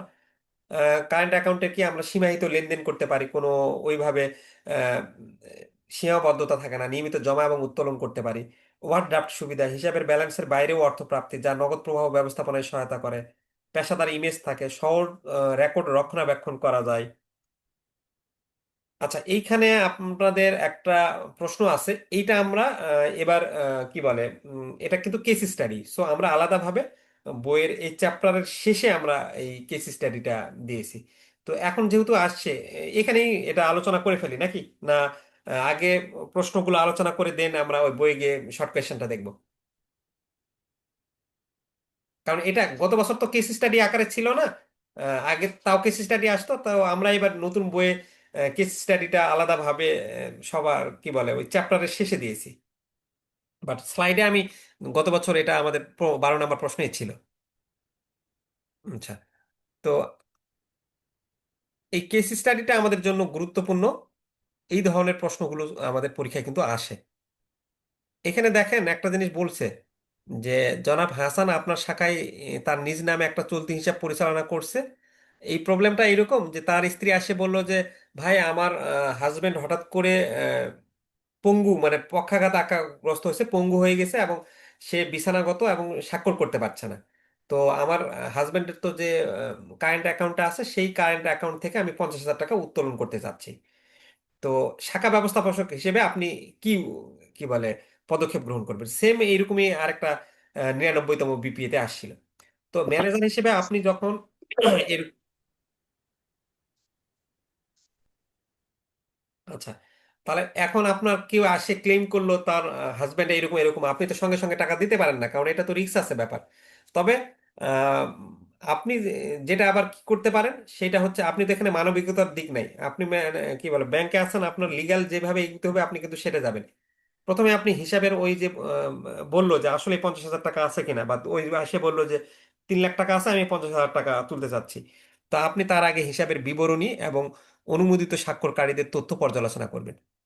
তারপর আপনি বিদ্যমান অনুমোদন পরীক্ষা মিস্টার হাসানের স্ত্রী পূর্বে কোনো ক্ষমতাপত্র পাওয়ার অফ অ্যাটর্নি পাইছে কিনা, হ্যাঁ সেটা আপনি যাচাই করবেন। আবার আপনি তাকে বলবেন যে তোমার হাজবেন্ড যে সই করতে পারছে না, এইটা তো তুমি মুখে বললে হবে না, এটা কোনো কি বলে ডাক্তার সার্টিফিকেট দিয়েছে বা চিকিৎসা সনদ আছে, বা সে যে হাঁটতে পারছে না বিছানাগত আছে, এটার কোনো সার্টিফিকেট আছে, তুমি আমাকে মেডিকেল সার্টিফিকেট দাও। চিকিৎসা সনদ সংগ্রহ করবেন আপনি। তারপর বিকল্প অনুমোদন ব্যবস্থা, যদি পূর্বে কোনো অনুমোদন না থাকে তবে মিস্টার হাসানের স্ত্রীকে একটা পাওয়ার অফ অ্যাটর্নি বা সমমানের আইনগত নথি সংগ্রহের পরামর্শ দিবেন, যা তাকে আর্থিক লেনদেনের অনুমতি দিবে। অস্থায়ী সমাধান বিবেচনা, জরুরি পরিস্থিতিতে মিস্টার হাসান যদি স্বাক্ষর করতে না পারে, তাহলে আমরা কি করতে পারি, তার আঙ্গুলের ছাপ নিয়ে যথাযথ সাক্ষীর উপস্থিতিতে টাকা উত্তোলনের ব্যবস্থা করা যেতে পারে আর কি। নিয়ম এবং নথিপত্র সংরক্ষণ, সব কার্যক্রম ব্যাংকের নীতিমালা এবং নিয়ন্ত্রক নির্দেশনার সাথে আমার ব্যাংকের যে রুলস রেগুলেশন আছে, এবং আমার যে নিয়ন্ত্রক প্রতিষ্ঠান আমাকে যারা নিয়ন্ত্রণ করে তাদের সাথে সবকিছু মানে সঙ্গতিপূর্ণ হবে, এবং দরকার হলে আমি এই যে রেকর্ডগুলো আছে তাকে যে টাকা পয়সা দিচ্ছি সেটা সবগুলো রেকর্ড আমি সংরক্ষণ করব। এই পদক্ষেপগুলো অনুসরণ করে আমি হাসানের স্ত্রীর প্রতি সহানুভূতিশীল সহায়তা প্রদান করতে পারবো। তবে আমি একই সাথে ব্যাংকের স্বার্থ এবং আইনগত প্রয়োজনীয়তা রক্ষা করার জন্য চেষ্টা করব আর কি। আচ্ছা, তারপর আসেন যে who is a beneficial owner, explain with examples. Beneficial ওনারকে, বেনিফিশিয়াল ওনার হলো একজন প্রকৃত মালিক হলেন সেই ব্যক্তি যিনি কোনো সম্পদের মালিকানার সুবিধা ভোগ করে, যদিও আইনগত শিরোনাম অন্য কারো নাম থাকে। অর্থাৎ রেকর্ড অনুযায়ী অন্য কেউ আনুষ্ঠানিক মালিক হলেও প্রকৃত মালিক সেই ব্যক্তি যিনি সম্পদটি নিয়ন্ত্রণ করেন বা এর থেকে লাভবান হন। ধরা যাক একটা কোম্পানিতে একজন ব্যক্তি একটি ট্রাস্টের মাধ্যমে 30% শেয়ারের মালিক। এখন এই ট্রাস্টটা গুলোর আইনগত শিরোনাম ধারণ করে ওই ব্যক্তি, এটা বেনিফিশিয়াল ওনার, কারণ হচ্ছে তিনি লভ্যাংশ পাওয়ার অধিকারী এবং তার শেয়ার হোল্ডিং অনুযায়ী সিদ্ধান্ত গ্রহণে প্রভাব বিস্তার করতে পারে। অর্থাৎ হচ্ছে বেনিফিশিয়াল ওনার হবেন সেই ব্যক্তি যিনি কোনো সম্পদের মালিকানার সুবিধা ভোগ করবে, আহ, যদিও আইনগত শিরোনাম অন্য কারো নাম থাকে। একটা কোম্পানির যখন আমি মালিকানা নেই তখন আমি শেয়ার কিনলে সেই শেয়ারের ডিভিডেন্ড কিন্তু সুবিধা গ্রহণ করতেছে কে, ওই যিনি শেয়ার শেয়ার বাবদ টাকা দিয়েছে, বাট আইনগতভাবে হয়তো বা কোম্পানির নামে শিরোনাম থাকতেছে। আচ্ছা, what is the difference between fixed এবং recurring deposit account? Fixed deposit অ্যাকাউন্টে আমরা কি করি, এককালীন একটা নির্দিষ্ট পরিমাণ অর্থ নির্দিষ্ট মেয়াদের জন্য কিন্তু জমা দিয়ে দিই। রিকারিং অ্যাকাউন্ট, রিকারিং ডিপোজিটটা কি, নিয়মিত সাধারণত মাসিক নির্দিষ্ট পরিমাণ অর্থ নির্দিষ্ট মেয়াদের জন্য আমরা প্রতি মাসে মাসে দিয়ে জমা করতেছি, যেটা আর কি। স্থায়ী আমানতে আমরা সাধারণত উচ্চ সুদের হার আমানত প্রদান করে, আর রিকারিং ডিপোজিট অ্যাকাউন্টে আপনার ফিক্সড ডিপোজিটের তুলনায় কম সুদ দেওয়া হয়। আচ্ছা, আবার মেয়াদটা 7 থেকে 10 বছর পর্যন্ত হতে পারে, রিকারিং ডিপোজিট 6 মাস থেকে 10 বছর পর্যন্ত হতে পারে। আহ, অর্থ উত্তোলন, আপনি মেয়াদ পূর্তির আগে অর্থ উত্তোলন করলে জরিমানা বা সুদের হার পরিবর্তন হতে পারে। এখানেও সুদের হার কমে যেতে পারে বা জরিমানা আরোপ করা হতে পারে। সো একটু দেখে নিন, খুব বেশি বড় আকারে আমাদের ডিফারেন্স দেখতে হবে না। এখন তো 2 মাস, 2 মাসের জন্য আমাদের ছোট আকারে ডিফারেন্স লিখলেই চলবে। আচ্ছা, what are the formalities of opening non individual accounts like partnership এবং limited company in a bank account? অথবা ব্যাংক অ্যাকাউন্টের, পার্টনারশিপ এবং লিমিটেড কোম্পানির ব্যাংক অ্যাকাউন্টের জন্য আপনি কি কি আনুষ্ঠানিকতা অনুসরণ করবেন? ওই যে আমরা বিভিন্ন ধরনের অ্যাকাউন্ট খোলার এটা প্রসিডিউর গুলো কিন্তু ভালো করে পড়তে হবে। এগুলো আমাদের আসে, যে দেখেন 97তম বিপিতে এসেছিল। সরাসরি আইবিবিটিএস বইয়ের প্রশ্ন কিন্তু আসে, আমরা বারবার বলি এইটা হলো। আর বাজারের কারো হ্যান্ডনোটে কিন্তু এই আইবিবিটিএস বইয়ের নাম্বারগুলো আপনি পাবেন না, যেটা আমরা উল্লেখ করে দিই। আচ্ছা, আর আইবিবি টেস্ট বই যেহেতু আইবিবি রিডিং ম্যাটেরিয়াল থেকে নেওয়া হয়েছে, সো স্বাভাবিকভাবে তাদের প্রশ্নগুলো, তারা পরীক্ষা নিলে তাদের প্রশ্নগুলোই সরাসরি কমন দেয় তারা। সো ওই প্রশ্নগুলো আমাদের ভালো করে পড়তে হবে। আচ্ছা, পার্টনারশিপ এবং লিমিটেড কোম্পানির যখন আমরা হিসাব খুলতে যাব তখন আমরা প্রসিডিউর গুলো কি করব? প্রথমে পার্টনারশিপ কোম্পানি হলে পার্টনারশিপ, তাদের ডিড, অংশীদারিত্ব কোনো চুক্তি আছে কিনা সেটা নিব। তারপর ট্রেড লাইসেন্স আছে কিনা দেখব। তারপর ওই পার্টনারশিপ কোম্পানির কারা কারা আহ, কি বলে অংশীদারি, তাদের নিব। অ্যাকাউন্ট খোলার সিদ্ধান্ত, রেজুলেশন, অ্যাকাউন্ট খোলা এবং পরিচালনার জন্য অংশীদারদের সিদ্ধান্তের কপি নিব। আইডেন্টিফিকেশন ডকুমেন্টস, প্রতিটি অংশীদারের পাসপোর্ট, জাতীয় পরিচয়পত্রের কপি, সাম্প্রতিক পাসপোর্ট সাইজের ছবি নিব। টিন সার্টিফিকেট, প্রতিষ্ঠানের টিন সার্টিফিকেটের কপি নিব আমরা। আচ্ছা, সীমিত কোম্পানি, লিমিটেড কোম্পানি ক্ষেত্রে আমরা কি করব? কোম্পানির সার্টিফিকেট নিব, মেমোরেন্ডাম এবং আর্টিকেলস অফ অ্যাসোসিয়েশন নিব, বোর্ড রেজুলেশন নিব। ওই যে কিছুক্ষণ আগে আমরা যে যৌথ মূলধনী কোম্পানির যে জিনিসটা পড়লাম না, সেইগুলোই এটা, ওই প্রশ্নের অ্যান্সার এবং সেম হবে। সো একই জিনিস না বলি। What are the precautions bank follow and opening A deposit account? Deposit account খোলার ক্ষেত্রে আপনি কি করবেন? ওই যে একই কথা, কেওয়াইসি যাচাই করবেন, পরিচয়পত্র যাচাই, ঠিকানার প্রমাণ নিবেন, ট্যাক্স নাম্বার থাকলে টিন নিবেন, ন্যূনতম একটা প্রাথমিক জমা নিবেন। সো এগুলো হচ্ছে হলো বিষয়। আচ্ছা, তারপর এটা 98তম বিপিএতে এসেছিল যে what procedures and precaution should the banker take in operating a joint account? একটা জয়েন্ট অ্যাকাউন্ট পরিচালনা করার সময় আপনি কি কি প্রসিডিওর এবং প্রিকশন গুলো ফলো করবেন? Can the balance of the joint account of husband and wife be paid to the wife after the death of her husband? যে স্বামী মারা যাওয়ার পর কি তার স্ত্রীর কাছে যৌথ অ্যাকাউন্টের ব্যালেন্স প্রদান করা যাবে কিনা? হ্যাঁ। তো যৌথ হিসাব পরিচালনার ক্ষেত্রে আমরা যেগুলো অনুসরণ করব, হিসাব চুক্তি, হিসাব পরিচালনা, উত্তোলনের অধিকার এবং দায়িত্বসমূহ স্পষ্ট করা থাকবে, সকল পক্ষের স্বাক্ষরযুক্ত একটি চুক্তি নিশ্চয়তা হবে। পরিচয় যাচাই থাকবে, সকল হিসাবধারীর পরিচয় বৈধ সরকারি প্রদত্ত পরিচয়ের মাধ্যমে যাচাই করতে হবে। স্বাক্ষর থাকতে হবে। লেন কি বলে, স্বাক্ষরের কে স্বাক্ষরের কর্তৃত্ব স্থাপন করতে হবে। লেনদেনের জন্য একক বা যৌথ স্বাক্ষর প্রয়োজন কিনা। যোগাযোগ প্রটোকল, হিসাবকারীর মধ্যে ভুল বোঝাবুঝি এড়াতে স্পষ্ট যোগাযোগ চ্যানেল স্থাপন করতে হবে। লেনদেন পর্যবেক্ষণ করতে হবে, যে যদি কোনো অনুমোদিত লেনদেন হয় সেগুলো দ্রুত শনাক্ত করতে আমরা নিয়মিত কি বলে যৌথ লেনদেনের এটা পর্যবেক্ষণ করব। আর স্বামী মৃত্যুর পর স্বামী স্ত্রীর যৌথ হিসাব ব্যালেন্সের ক্ষেত্রে অর্থ প্রদান হিসেবে শর্তের উপর নির্ভর করে। যদি হিসাবটিতে অধিকার হস্তান্তর ধারা থাকে তবে জীবিত সঙ্গী সাধারণত হিসাবের সম্পূর্ণ ব্যালেন্সের মালিকানা পান। যদি এই রাইট অফ সার্ভাইভারশিপ থাকে, তাহলে অধিকার হস্তান্তর যদি থাকে, তাহলে যিনি মারা গেলেন, তাহলে মারা যাওয়ার পর যিনি বেঁচে আছেন তিনি সম্পূর্ণ ব্যালেন্সের মালিকানা পাবেন। তবে যদি এমন কোনো ধারা না থাকে, তাহলে মৃতের অংশ প্রবেটের আওতায় আসতে পারে। যদি আবার ওইরকম কোনো ধারা নাই, তখন প্রবেটের আওতায় আসবে, এবং ওই যিনি মারা গেছেন উনি যদি ইচ্ছাপত্র যে আমার এই আমার ভাগের অংশটুকু কি বলে ইউনিভার্সিটিতে আমি দান করব, বা এই এতিমখানায় দান করব, তখন সেই ইচ্ছা অনুযায়ী অর্থ বিতরণ করতে হবে। আর দীর্ঘমেয়াদী ব্যবসায়িক সম্পর্ক নিশ্চিত করতে অধিকার হস্তান্তর ধারা সহ একটা আহ, যৌথ হিসাব খোলার পরামর্শ দেওয়া হয় মূলত। তাহলে এই যে যখন অধিকার হস্তান্তর ধারা থাকবে, তখন একজন হিসাবধারী মৃত্যুর পর জীবিত হিসাবধারী স্বয়ংক্রিয়ভাবে হিসাবের সম্পূর্ণ ব্যালেন্সের মালিকানা পায়। ফলে সম্ভাব্য আইনগত জটিলতা এড়ানো যায় এবং অর্থের নিরবিচ্ছিন্ন প্রবাসাধিকার নিশ্চিত হয়। আচ্ছা, what precaution should I take in opening a student account and a minor account? ছাত্র অ্যাকাউন্ট এবং অপ্রাপ্ত বয়স্ক অ্যাকাউন্ট খোলার সময় কি কি সতর্কতা গ্রহণ করা উচিত? আচ্ছা, তাহলে আমি যখন স্টুডেন্টের অ্যাকাউন্ট খুলতে যাব বা মাইনর অ্যাকাউন্ট খুলতে যাব, তখন আমার কি কি প্রিকশন থাকবে? তাহলে স্টুডেন্ট অ্যাকাউন্ট খোলার সময় আমি স্টুডেন্টের বয়স যাচাই করব, তারপর তার বৈধ পরিচয়পত্র, স্টুডেন্ট আইডি কার্ড যদি থাকে সেটা নিব। পিতামাতার আবার সম্মতি আছে কিনা, যদি ছাত্র নাবালক হয়, যে তার ওদের সম্মতি ছাড়া তো আমি অ্যাকাউন্ট খুলতে পারবো না। ফি স্ট্রাকচারের স্বচ্ছতা থাকবে। আর্থিক শিক্ষা সম্পদ, ছাত্রদের দায়িত্বশীলভাবে তাদের আর্থিক ব্যবস্থাপনা করতে সহায়তা করার জন্য আর্থিক সাক্ষরতার প্রচারকারী সম্পদ প্রদান করব। আর নাবালক অ্যাকাউন্ট খোলার সময় আমরা ব্যাংকগুলোর এরকম নিম্নলিখিত সতর্কতা থাকতে হবে, যে কাস্টোডিয়াল অ্যাকাউন্ট সেট আপ, অ্যাকাউন্টে একটি কাস্টোডিয়াল ব্যবস্থাপনা স্থাপন করতে হবে, যেখানে পিতামাতা বা অভিভাবক নাবালক প্রাপ্তবয়স্ক হওয়া পর্যন্ত অ্যাকাউন্টটা পরিচালনা করবে। ওই নাবালকের যে অ্যাকাউন্টটা আছে, সে প্রাপ্তবয়স্ক না হওয়া পর্যন্ত পিতামাতা বা অভিভাবক অ্যাকাউন্টটা পরিচালনা করবে। নাবালকের জন্ম সনদ নিব আর কি, অভিভাবকের সাথে সম্পর্ক স্থাপনের জন্য সনদ প্রয়োজন। অভিভাবকের পরিচয়পত্র, বৈধ পরিচয়পত্র সংগ্রহ করা দরকার পড়বে। অ্যাকাউন্ট অ্যাক্সেসের সীমাবদ্ধতা, নাবালকের তহবিল সুরক্ষিত রাখতে এবং সঞ্চয় প্রচার করতে উত্তোলন এবং লেনদেনের সীমাবদ্ধ দিব। সে চাইলেই, আমরা দেখি না মাইনর অ্যাকাউন্ট, যে চাইলেই ইচ্ছা খুশি লেনদেন জমা দেওয়া বা টাকা উত্তোলন করা, সেটা পারবে না। শিক্ষামূলক সহায়তা দিব আমরা। অ্যাকাউন্ট খোলার সময় পরিচয় কেন প্রয়োজন?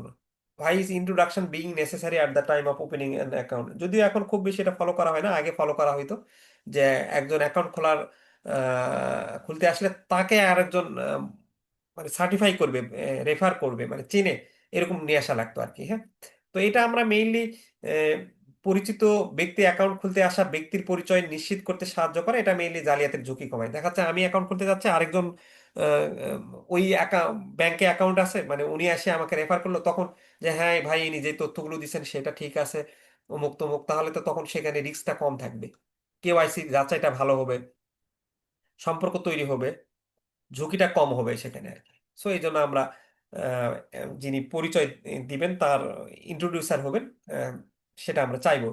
এখন ইন্ট্রোডিউসারের লায়াবিলিটিস এবং রেসপন্সিবিলিটিস গুলো কি কি? একজন পরিচয় প্রদানকারী অ্যাকাউন্ট খোলার প্রক্রিয়ায় একটা গুরুত্বপূর্ণ ভূমিকা পালন করে। পরিচয় প্রদানকারী অ্যাকাউন্ট খুলতে আসা ব্যক্তির যে পরিচয়টা দেয়, যেই মানে আপনার ইনকাম থেকে শুরু করে যার যে বিষয়গুলো জানায়, যে সে বলে যে হ্যাঁ আমি এই লোককে চিনি এবং যা ইনফরমেশন গুলো দিছে ইনফরমেশন গুলো সঠিক আর কি। তাহলে খ্যাতি নিশ্চিতকরণ, যে হ্যাঁ যে ভাই এই এর চরিত্র ভালো, আপনার কোনো সমস্যা নাই, আপনি লেনদেন করতে পারেন। কোনো আর্থিক গ্যারান্টি নাই, তবে পরিচয় প্রদানকারী আবেদনকারীর আর্থিক সুস্থতার গ্যারান্টি দেন না বা কোনো ঋণ পরিশোধের প্রতিশ্রুতি দেন না। উনি ফের আবার বলবে না যে ভাই আমি এটা পরিশোধের প্রতিশ্রুতি দিব। তথ্যের যথাযথতা যাচাই করা হয়, অ্যাকাউন্টের উদ্দেশ্য সম্পর্কে সচেতনতা থাকা যায়। আচ্ছা, under what circumstances can A banker disclose the secrecy of A customer account? আপনি জানেন যে ব্যাংকার কাস্টমারের অ্যাকাউন্টের ইনফরমেশন কি বলে প্রকাশ করতে পারবে না। তার তথ্যগুলো আহ, কি বলে তথ্যগুলোকে আহ, ঠিকমতো রাখবে, এটা তার ইমানি দায়িত্ব। বাট কিছু কিছু ক্ষেত্র আছে যখন সে একটা ব্যাংক কাস্টমারের অ্যাকাউন্ট কাস্টমারের ইনফরমেশনগুলো প্রকাশ করতে পারে। তো এই কোন ক্ষেত্রে সে কাস্টমারের অ্যাকাউন্টের ইনফরমেশন প্রকাশ করতে পারে? আচ্ছা,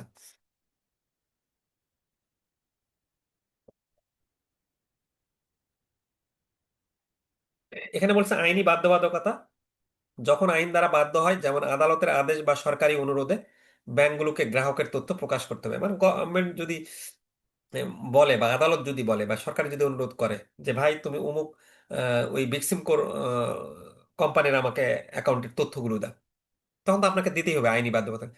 জনসাধারণের প্রতি দায়িত্ব, যদি জনসাধারণের প্রতি কোনো দায়িত্ব থাকে, যেমন কোনো অপরাধ প্রতিরোধ করা বা জাতীয় নিরাপত্তা রক্ষা হয়, তখন কিন্তু আপনি ওই ইনফরমেশনটা দিবেন। ব্যাংকের স্বার্থে, নিজের স্বার্থ রক্ষার জন্য, যেমন ঋণ পুনরুদ্ধার করা বা কোনো মামলা থেকে রক্ষা করা, তখন ব্যাংক প্রাসঙ্গিক তথ্য প্রকাশ করতে পারে। গ্রাহকের সম্মতিতে আপনি তথ্য দিতে পারেন। সন্দেহজনক কার্যকলাপের প্রতিবেদন, ব্যাংকগুলো অর্থ পাচার বা সন্ত্রাসবাদে অর্থায়ন সম্পর্কিত সন্দেহজনক লেনদেনগুলো রিপোর্ট করতে বাধ্য হয়। সো এই ক্ষেত্রগুলোতে আপনি চাইলে ইনফরমেশন ডিসক্লোজ করা, যদিও মানে এটা উচিত না, বাট এই ক্ষেত্রগুলোতে আপনি ইনফরমেশন ডিসক্লোজটা করতে পারেন। আচ্ছা, এখানে একটা কেস স্টাডি এরকম আগে দিত। তো একটা কেস স্টাডি দেখেন যে আপনার শাখায় মিস্টার নাজমুল করিম এবং মিসেস খালাদা করিমের নামে একটা সঞ্চয় ব্যাংক অ্যাকাউন্ট আছে, যা আইদার অর সার্ভাইভার হিসেবে পরিশোধযোগ্য। 2015 সাল থেকে অ্যাকাউন্টটা কি বলে ইনঅ্যাক্টিভ আছে। জানুয়ারি 2022 সালে মিস্টার শামসুল করিম, যিনি 22 বছর বয়সী, দাবি করেন যে তিনি নাজমুল করিমের একমাত্র পুত্র। এই নাজমুল করিম এবং খালাদা করিমের একটা অ্যাকাউন্ট আছে 15 সাল থেকে ইনঅ্যাক্টিভ। 22 সালে এসে তার ছেলে শামসুল করিম এসে বলতেছে যে আমি নাজমুল করিমের ছেলে। আহ, তিনি আপনাকে জানেন যে তিনি এই অ্যাকাউন্টের বিবৃতি ধারণ করেন। তার মা খালেদা করিম মারা গেছে 2012 সালে। বাবা বাড়ি ছেড়ে চলে গেছে 2010 সালে এবং এখনো নিখোঁজ। তিনি জানেন যে তাদের নামে একটা সেফ ডিপোজিট লকার আছে, লকারের চাবিটি খুঁজে পাওয়া যাচ্ছে না। এখন উনি এসে বলল যে আমার বাবা যেহেতু চলে গেছে, মা যেহেতু মারা গেছে, তাহলে এই অ্যাকাউন্টের ব্যালেন্স যেটা আছে সেটা আমাকে দেওয়া হোক এবং লকারের বিষয়বস্তুগুলো তার কাছে হস্তান্তর করা হোক। আপনি এই মামলাটা কিভাবে মোকাবেলা করবেন? আচ্ছা, এখন এই পরিস্থিতিতে ওই আবার এই অ্যাকাউন্টটা অনেকদিন ধরে মানে ডরমেন্ট হয়ে আছে। তখন আমি যেটা কি করবো, অ্যাকাউন্ট যাচাইকরণ, আমি প্রথমে আমাদের ব্যাংকের রেকর্ডের মাধ্যমে অ্যাকাউন্টধারীদের যে বিবরণ, তার বাবা মার কথা বললো, তারপর সিগনেচার এবং যে কোনো একজন বা উত্তরজীবী ধারা, হ্যাঁ সাভাইভার ধারা আছে কিনা, সব অ্যাকাউন্টের বিবরণ স্বাধীনভাবে যাচাই করব। সে আসে বললেই তো হবে না, আগে আমাকে তো তার অ্যাকাউন্টে দেখতে হবে। মৃত্যু সনদ, আমি বলবো যে তোমার মা যে মরছে এত সালে, তাহলে তুমি আগে ডেথ সার্টিফিকেটটা দাও। এটা একটা গুরুত্বপূর্ণ আইনি দলিল। নিখোঁজ ব্যক্তির প্রতিবেদন, আমি বলবো যে তোমার বাবা যে নিখোঁজ আছে, তুমি কোনো পুলিশি ইয়াতে এই নিখোঁজের জন্য কোনো মামলা করছো কিনা, হ্যাঁ তাহলে সেটা দাও। আইনি দলিল, পরিস্থিতির প্রেক্ষিতে আমি জনাব শামসুল করিমকে আইনি দলিল, যেমন আদালতের আদেশ বা উত্তরাধিকার সনদ, হ্যাঁ, তার বাবা মা মারা যাওয়ার পর সে উত্তরাধিকার সনদ পাবে কিনা প্রদান করতে বলবো, যা তাকে আইনগত উত্তরাধিকার হিসেবে প্রতিষ্ঠিত করবে। লকার অ্যাক্সেস, সেফ ডিপোজিট লকারের জন্য আমি চাবি হারিয়ে গেলে লকার অ্যাক্সেস করার জন্য আমাদের ব্যাংকের যে প্রতিষ্ঠিত পদ্ধতি আছে সেইটা অনুসরণ করব। আর ডরমেন্ট অ্যাকাউন্ট পদ্ধতি কি, আমি ডরমেন্ট অ্যাকাউন্ট পুনরায় সক্রিয় করার জন্য ব্যাংকের যে আমার পদ্ধতি এগুলো আছে সেগুলো যাচাই বাছাই করব, ব্যাখ্যা করব। অতিরিক্ত ডকুমেন্টেশন যদি লাগে, যাচাইকরণ থাকে, সেগুলো থাকতে পারে। এই পদক্ষেপগুলো অনুসরণ করে আমি ব্যাংকিং বিধিবিধানের সাথে সম্মতি নিশ্চিত করতে পারি, যাতে করে জড়িত সকল পক্ষের স্বার্থ আমরা রক্ষা করতে পারি এবং ব্যাংকের ঝুঁকিটা কমাতে পারি। মানে একজন আসলো আর আমরা সরাসরি তাকে দিয়ে দিলাম, এমন তো না আর কি। এখন এইরকম আমরা গতবার যেটা হয়েছিল যে দুই একজন ম্যানেজার ছিল, তাদের রিয়েল লাইফ প্র্যাকটিস তারা বলতেছিল, আপনারা যদি কেউ লিগ্যাল সেকশনে কাজ করেন বা রিয়েল লাইফে কাজ প্র্যাকটিক্যালি করে থাকেন, যেসব সিনিয়র ব্যাংকার, এখানে তো অনেক জুনিয়র ব্যাংকার থাকতে পারে, তারা আর কি কি করতে পারেন, তাহলে আপনাদের মতামত দিতে পারেন। যেটা আমরা গতবার এমনি আমাদের ক্লাসটা প্রাণবন্ত শোনার করার জন্য কিছু দুই একটা ম্যানেজারও তাদের মতন করে অ্যান্সার দিয়েছিল এটা। এই ক্ষেত্রে আপনারা কি করবেন?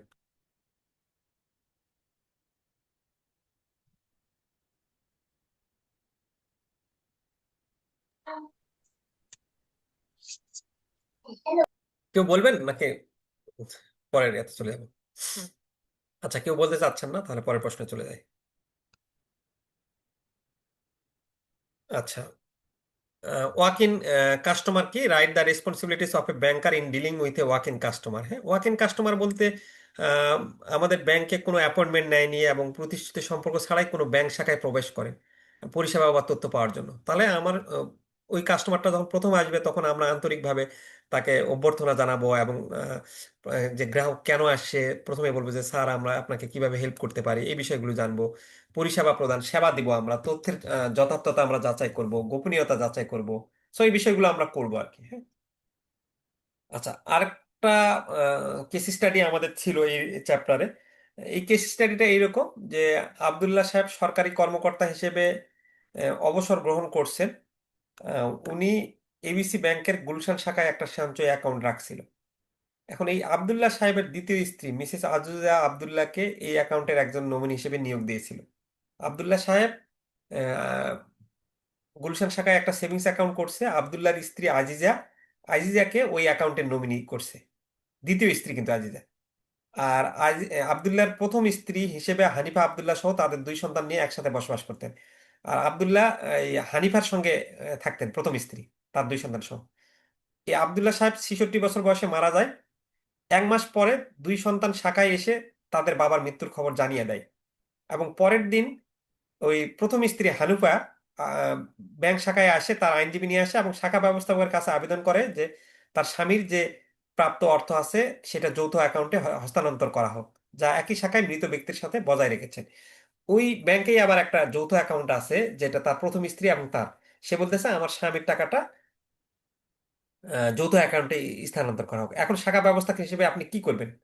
তো শাখা ব্যবস্থাপক হিসেবে যেহেতু নমিনি কিন্তু করা আছে হলো আহ, তার দ্বিতীয় স্ত্রীকে, আপনি চাইলেই কিন্তু ওই আসে বললো আর আপনি টাকাটা ওর অ্যাকাউন্টে স্থানান্তর করে দিলেন, আপনি কিন্তু তা করবেন না। আপনি কি নিচের ধাপগুলো করবেন? প্রথমে মৃত্যুর তথ্য যাচাই করবেন যে আসলে সে মারা গেছে কিনা, মৃত্যুর সনদ নেবেন, হিসাবের বিবরণী পর্যালোচনা করবেন। আপনি সঞ্চয় হিসাবের পরীক্ষা করে নিশ্চিত হওয়া যে মিসেস আজিজা আব্দুল্লাহকে মনোনীত করা হয়েছে, আপনি নিশ্চিত হবেন যে আজিজাকে এটা নমিনি করা আছে কিনা। আর আপনি ওই ব্যাংকে আবার আব্দুল্লাহ এবং আব্দুল্লাহর যে প্রথম স্ত্রী হানুফা, হানুফার আবার জয়েন্ট অ্যাকাউন্ট আছে কিনা সেটা আপনি দেখবেন। আচ্ছা, মনোনীত ব্যক্তির আইনি অবস্থান বোঝা। মনোনীত ব্যক্তি মিসেস আজিজা অর্থের চূড়ান্ত উত্তরাধিকারী নন, বরং আইনি উত্তরাধিকারীদের পক্ষ থেকে অর্থ গ্রহণের জন্য দায়িত্বপ্রাপ্ত।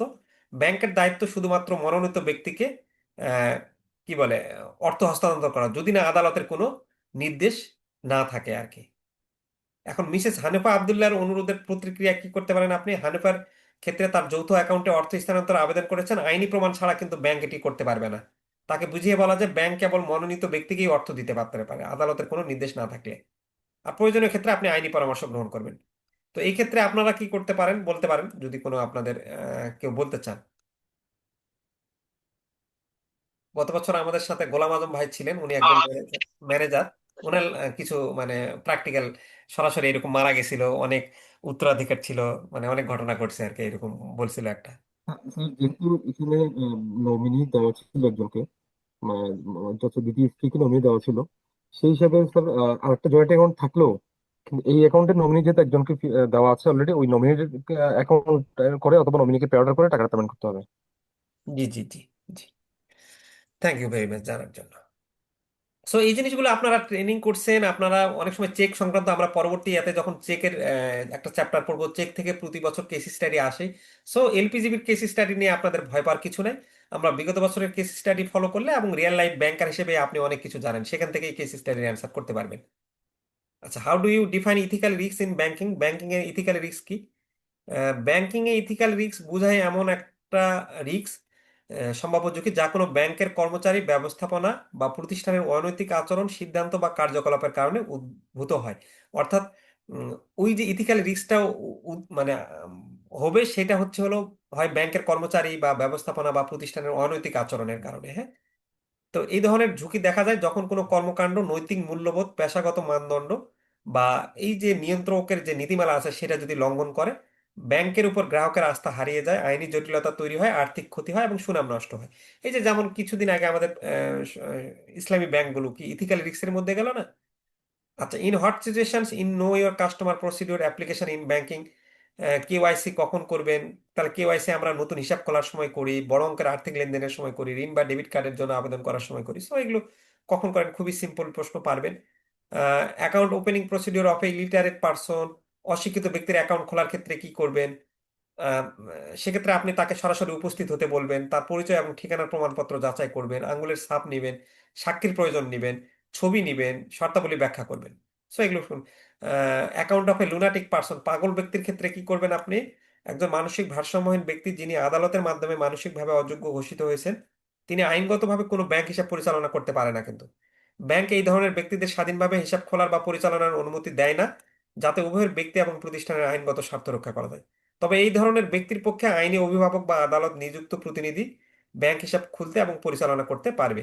এক্ষেত্রে ব্যাংকে অবশ্যই আদালতের আদেশ বা অভিভাবক সনদপত্রের মতন বৈধ নথি সরবরাহ করতে হবে, যা প্রমাণ করবে যে সংশ্লিষ্ট ব্যক্তি হিসাব পরিচালনার জন্য আইনগতভাবে ক্ষমতাপ্রাপ্ত। আমরা সরাসরি লুনাটিক পার্সন করতে পারবো না, বাট ওই লুনাটিকের কোনো যদি বৈধ আইন অভিভাবক থাকে যার পক্ষ হয়ে সে করবে, তাহলে আমরা সেক্ষেত্রে করতে পারবো।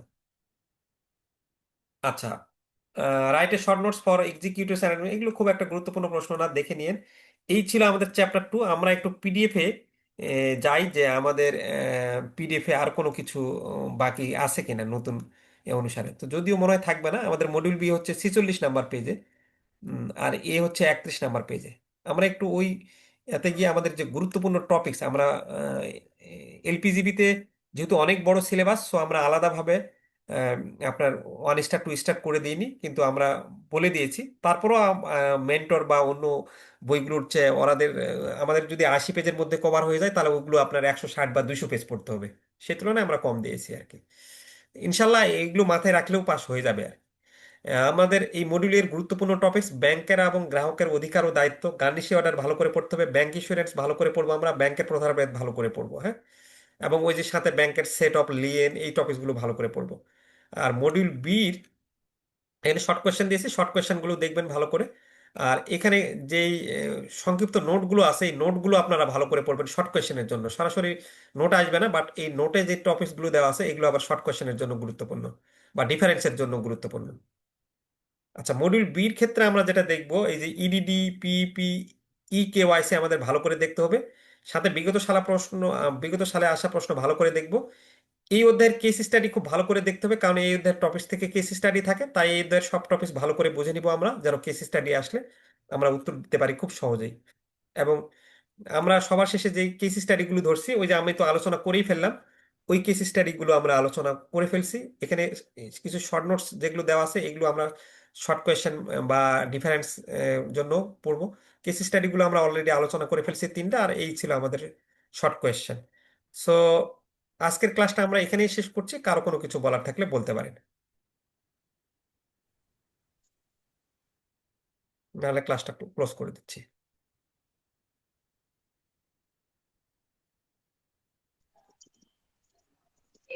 জি, আসসালামু আলাইকুম। ওয়ালাইকুম আসসালাম। আমরা পার্ট 2 শেষ করার পর পার্ট এ যাব, হয়তো বা পার্ট 2 শেষ করার পর আগে ডিফারেন্সে চলে যাব পার্ট এ কমপ্লিট করার, যেহেতু ডিফারেন্স একটা গুরুত্বপূর্ণ সেকশন। হ্যাঁ, বলেন এবার। কোয়েল ভাই। আমার কথা হচ্ছে যে আমাদের গতবারে যে প্রশ্ন প্যাটার্নটা যেটা আছে, হ্যাঁ, ওই প্যাটার্নে কি প্রশ্ন হবে নাকি আবারও সেই আইবিবি কি আগের প্যাটার্নে কি ফিরে যাওয়ার সম্ভাবনা আছে? না, আইবিবি আর জীবনেও আগের প্যাটার্নে ফিরে যাবে না, কারণ এইটা হচ্ছে এই কোয়েশ্চেন প্যাটার্ন বলা হচ্ছে বাংলাদেশের, আপনাদের আর কি বলবো, মানে ম্যাট্রিক, ইন্টারমিডিয়েট এবং ইউনিভার্সিটির প্রশ্নের চেয়েও এটাকে বলা হচ্ছে স্ট্যান্ডার্ড প্যাটার্ন সবচেয়ে। মানে এখন আপনাদেরকে বিসিএস ক্যাডারের চেয়েও বেশি কিছু বানাবে না আর কি, যে প্যাটার্নে আসে। তবে এই প্যাটার্নে ভয় পাওয়ার কোনো কারণ নাই ভাই। যদি আমরা মানে আগে তো আরো ফাঁকিবাজি দিতাম, একটু ফাঁকিবাজি কম করতে পারবো, বাট আমরা যদি শর্ট কোয়েশ্চেন, ডিফারেন্স, এই জিনিসগুলো পারি বা কেস স্টাডি পারি, এই প্যাটার্নে আপনার নলেজ বরং থাকলে আপনি বরং পাস মার্কসে আসার সম্ভাবনা বেশি, আগের মতন এত কষ্ট করে মানে হ্যাঁ, তা পড়ার তা চেয়ে। ঠিক আছে। হ্যাঁ, গতবার যেমন এমএফএস দিছিলাম মনে হয়েছিল যে পাসই করবো না, কিন্তু একটু পাস করে গেছি। হ্যাঁ, ওই যে ওটাই বললাম, কিন্তু এই প্যাটার্নে বরং ভালো। হ্যাঁ। সো এটা টেনশন আর করেন না, তাহলে প্যাটার্ন ভালো। তাহলে একটু একটু কাইন্ডলি ওই যে বিজনেস কমিউনিকেশনের ক্লাস দুইটা ফেসবুক পেজ গ্রুপে দেওয়া হয় নাই, ওই দুইটা একটু দিয়ে দেন, ওটা আর দিয়ে দিব। আজকের ওই যে ক্লাসটা একটু দিয়ে দেন। আমরা হচ্ছে মডিউল এটা তো আপলোড করে ফেলছি, এটাও সম্ভবত আজকে আপলোড করতে বলছি। হ্যাঁ, তারপর আমি ও দিয়ে দিচ্ছি। মডেলে মডেলেও হয় নাই তো আপলোড? এই আপলোড হয়ে আছে তো ভাই, আপনি খেয়াল করেননি না, মনে আমি হয়। দেখলাম, আমি সকালেও দেখছি আবার এখানেও দেখলাম আবার। কি ব্যাপার, তাহলে এটা কি ভুল করে হয় না নাকি? আচ্ছা, আমি চেক করবো নি, তবে আমার জানা মতে হয়েছে মনে জি হয়, চেক করে দেখছি। জি, আচ্ছা ঠিক আছে, জি ঠিক আছে, thank you G. Okay okay. Sir হ্যাঁ, স্যার বলেন। আসসালামু আলাইকুম স্যার। আসসালাম, জি কাউসার স্যার ভাই বলেন। কাউসার বলছিলাম নতুন। জি কাউসার ভাই বলেন। স্যার মানে আমি স্যার আমার ক্ষেত্রে বলবো যে স্যার সিলেবাসটাও বা প্রথম ক্লাসটাই আপনার এটা পাচ্ছি আমি। তো সিলেবাসও স্যার 2 পার্ট দেখছি, নতুন বই পাইছি হাতে। স্যার আমি শুরু করব কোন জায়গা থেকে, মানে যে পার্ট 2 আজকে যতটুকু পড়িয়েছেন এটাই কি আগে দেখে নিব স্যার? আপনি পার্ট 2 মানে আমি আমরা আমরা যেভাবে যাচ্ছি সেভাবেই যান, কারণ এইগুলো পার্ট 2 থেকে আমরা শুরু করি কি কারণে, পার্ট 2 অ্যান্সার গুলো সহজ হয় আর কি। এই জন্য পার্ট 2 দিয়ে আমরা শুরু করছি, তারপর পার্ট 8 আর তারপরও আপনি যদি মনে করেন যে স্যার যেটা গেছে আমি তারপরও আমি পড়া আগিয়ে রাখবো, বা আমার 2টা বা 3টা সাবজেক্ট স্যার যাওয়ার আগে আগে, এই জন্য তো আমরা আমাদের হ্যান্ডনোটে আবার কি বলে ভিডিও ক্লাসগুলোর প্রতিটার ফি দিয়ে রাখছি, কিউআর কোড, বা যারা পেইড আপনার ভিডিও ক্লাস নিচ্ছে তারা তো আগে আগেই স্যারের আগেও চাইলে যে স্যার কবে ক্লাস নিবে, বা আমার আজকে রাতে 11টায় পড়ার ইচ্ছা হইলো, তাহলে আমার ভিডিও ক্লাসের কিউআর কোড আছে, তাহলে আমি কিউআর কোড স্ক্যান করে ক্লাসটা দেখে নিলাম, যেন আগে আগে আমি কমপ্লিট করে ফেলতে পারি। বা ছোটবেলায় আমরা রাখতাম না, তো সেক্ষেত্রে যদি পারেন সেটা তো আচ্ছা আলহামদুলিল্লাহ আরো ভালো, যাদের দুইটা তিনটা আছেন তারা আগে আগে কমপ্লিট করে ফেলবেন, আর যদি ওইটা নাই পারেন তাহলে আমার সাথে যাবেন এই। স্যার। স্যার আরেকটা প্রশ্ন হলো যে স্যার, আর তবে পার্ট আপনি এ যেটা এবং বলি, পার্ট যেদিন আপনি আমার ক্লাস করবেন, যদি ক্লাসে থাকেন, এটা সবাই যারা স্যার যেদিন যেই ক্লাসটা করবেন তারা সেটা অবশ্যই স্যার পরের দিন ওই চ্যাপ্টারটাই পড়বেন, তাহলে পড়াটা দ্রুত মুখস্থ হবে। এবং ওইটা ঠিক দরকার হলে আছে মুখস্থ স্যার। না করলেও একবার রিডিং পড়ে রাখবেন। ওই যে আমাদের কি বলতো ইউনিভার্সিটিতে আমরা যখন থাকতাম, তখন স্যার যে মানে ক্লাসে যেটা হয়েছে ওই ক্লাসটা আমরা কি নোট ডাউন করতাম না? তো যেই ছাত্রটা খাতায় নোট ডাউন করতো জি স্যার। বা পরের দিন দেখতো, মুখস্থ করে নাই বাট খালি নোট ডাউন করে রাখছে, একবার পড়ে রাখছে, তার কিন্তু পরীক্ষার আগে দ্রুত, বা 5 দিন পর পড়তে গেলে দ্রুত মুখস্থ হতো। আর যেই ছাত্রটা নোট ডাউনও করেনি, ক্লাসে উপস্থিত হতে যায়নি, তার জন্য কিন্তু পরীক্ষার আগে টাফ হয়ে যেত বেশি। স্যার, হ্যাঁ, আর বল। আরেকটা জিনিস সহজ করে নিতে চাই, সেটা হচ্ছে পার্ট 1 এবং স্যার পার্ট 1 এবং পার্ট 2, এর হুম। মধ্যে স্যার কোন পার্ট থেকে কত মার্কের কোশ্চেন আসবে?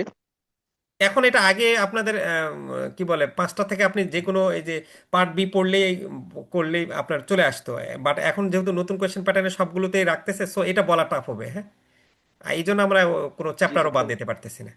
অর্থাৎ তবে আমরা আগে স্যার আগে পড়ে নিয়ে পরে আবার স্যার আপনার সহযোগিতা নিয়ে এটা কনসাইজ করে ফেলবো, তাই তো? এখন তো ক্লাসে বলেই দিচ্ছি, আর আর কনসাইজ করেন না, কারণ আমি তো মানে প্রথমেই ওইরকম না যে টাইম স্মার্টের মতন আপনাকে 200 টাকার বই বিক্রি করে পরে আবার ফের 100 টাকার শার্ট সাজেশন, আবার ফের 1 নাইট রিভিউ, 7 নাইট ডেইজ, ওগুলো করি না। কারণ ওইটা করলে আপনি প্রথম থেকে সাজেশন ভিত্তিক পড়তে হবে, তো প্রথমেই আমরা অপ্রাসঙ্গিক জিনিস বাদ দিয়ে দিয়েছি। 80 পেজের করে ফেলছি, মানে এর চেয়ে আর আমাকে মানে শর্ট করতে বললেন না, নাহলে পরীক্ষা আসলে খারাপ হয়ে যাবে এখনকার নতুন প্রশ্ন প্যাটার্নে। আচ্ছা ঠিক আছে স্যার, তাহলে যা আপনি যেটা পড়িয়েছেন করতে যদিও পারেন যে মিস করেছি স্যার। মানে আপনি যেটা করতে পারেন যে আমি ওই যে প্রতিটা অধ্যায়ের পূর্বে যে গুরুত্বপূর্ণ টপিকস গুলো বলে দিচ্ছি, বা ক্লাসে তো আমি বলেও দিচ্ছি, যে যেমন আমরা এই যে মডিউল সি যাচ্ছে, এখানে আমি গুরুত্বপূর্ণ টপিকস উল্লেখ করে দিয়েছি, তো এগুলো আমরা অনেক পর্যালোচনা করে লিখছি, তখন ওই টপিকস গুলো চিন্তা করে আপনি প্রশ্নগুলো বেশি ভালো করে পড়লেন। তাই। ঠিক আছে। আসসালামু আলাইকুম স্যার। ওয়ালাইকুম আসসালাম জি। স্যার স্যার এটা কি সেকেন্ড ক্লাস এলপিজিবির? না না, এটা ফার্স্ট ক্লাস, প্রথম আজকে। ফার্স্ট ক্লাস, আমি একটু লেটে জয়েন করছি স্যার। আজকে মডিউল কত কত পড়াইছেন স্যার? মডিউল এ এবং বি সমস্যা নেই, এটা রেকর্ড করা থাকবে, আমরা এটা দিয়ে দিব, আপলোড করবো, টেনশন নিন না কোনো। আচ্ছা আচ্ছা, মডিউল এ আর বি। হ্যাঁ, পার্ট টুর ওকে আর স্যার। কি। হ্যাঁ। আচ্ছা, হ্যাঁ বলেন কি বলতে চাচ্ছিলেন। এই ক্লাসটা এগুলো তো স্যার ফ্রি তো ক্লাস না মানে এগুলো তো ফ্রি ছিল নাকি স্যার? আবু বকর ভাই, আপনার কথা আমি বোঝা যাচ্ছে না, একটু কাইন্ডলি ক্লিয়ার স্যার করেন। আপনার ক্লাসটা কি এটা কি ফ্রি ক্লাস ছিল স্যার? এটা কি পেইড ক্লাস করা ছিল না? আচ্ছা, অন্য হ্যালো কেউ বুঝতে পারছেন আবু বকর ভাইয়ের কথা? কেউ বুঝতে পারলে একটু না বলেন। স্যার, খুব স্লো ফ্রি স্যার। ক্লাসের কথা বুঝে বলছেন, ফ্রি যাচ্ছেন? ক্লাসের কথা বলছেন? হ্যাঁ। এটা এটা এই ক্লাসটা কি স্যার ফ্রি ক্লাস ছিল? যেমন আমি হচ্ছে স্যার আপনার শুধু হ্যান্ড নোট গুলো নিয়েছি, কিন্তু আমি পেইড কোর্সে অ্যাডমিশন নিইনি, এনরোল করিনি। কিন্তু এই ক্লাস দিয়ে আমি হঠাৎ করে ফেসবুকে ঢুকলাম, ঢুকে হচ্ছে ওই কমেন্টসে পেলাম, আমি ওখানে একটু জয়েন করলাম। আচ্ছা, এটা ক্লাস আমাদের মানে ফ্রি পেইড ওইরকম ব্যাপার না, আমাদের এ বি হয়ে গেছে, জি আমরা এখন পরের বারে জি। এটা তো রেকর্ড করাই থাকবে, আমরা এই সেম সি তে ওয়েতে দিব। কি স্যার আপনারা নেক্সট আপনি যে নেক্সট মানে এলপিজিবি যে নেক্সট ক্লাসটা করবেন ওইটাও কি সেম ভাবেই গ্রুপে দিবেন কিনা? না, ওইটা আমরা আর ওটা শুধু আমাদের পেইড মেম্বারদের জন্য থাকবে, আর মানে ওটা দিব না, এটা সবাই করছে, আমাদের যারা হ্যান্ড নোট নিয়েছে টিএসসি থেকে শুরু করে সবাইকে আমরা দিয়েছি ক্লাসের এটা। আহ, অ্যাকচুয়ালি আসলে আসলে স্যার বিষয়টা মানে আমার ক্ষেত্রে যে বিষয়টা হয়েছে সেটা হচ্ছে আমি অন্য একটা গ্রুপে হচ্ছে জয়েন করেছিলাম আর কি, যেটা মানে রিকোয়ারমেন্ট ছিল আমার যে আমি বাংলায় এক্সাম দিব, এবং হচ্ছে আমি ওই মানে ক্লাস গুলো বাংলায় করব, এবং হচ্ছে হ্যান্ড নোট গুলো বাংলাতে দেওয়া হবে আমাকে। তো কিন্তু আমি পেমেন্ট করার পরে দেখলাম যে ওনারা আমাকে হ্যান্ড নোট দিচ্ছে, যে প্রোভাইড করলো যে ইয়াতে ইংলিশ ভার্সন। তো যখন বললাম যে ইংলিশ ভার্সনটা দেওয়ার কথা ছিল না, বললো যে আমাদের বাংলা এখন রেডি হয়নি। তো আমি আসলে একেবারে ডিস্যাটিসফাই আর কি। ওই মানে আমার আর এখনো ক্লাস শুরু হয়নি, কিন্তু শুরু হওয়ার আগেই হচ্ছে আমার আর ইন্টারেস্ট আর আসতেছে না ওই গ্রুপে আর জয়েন করতে আর কি।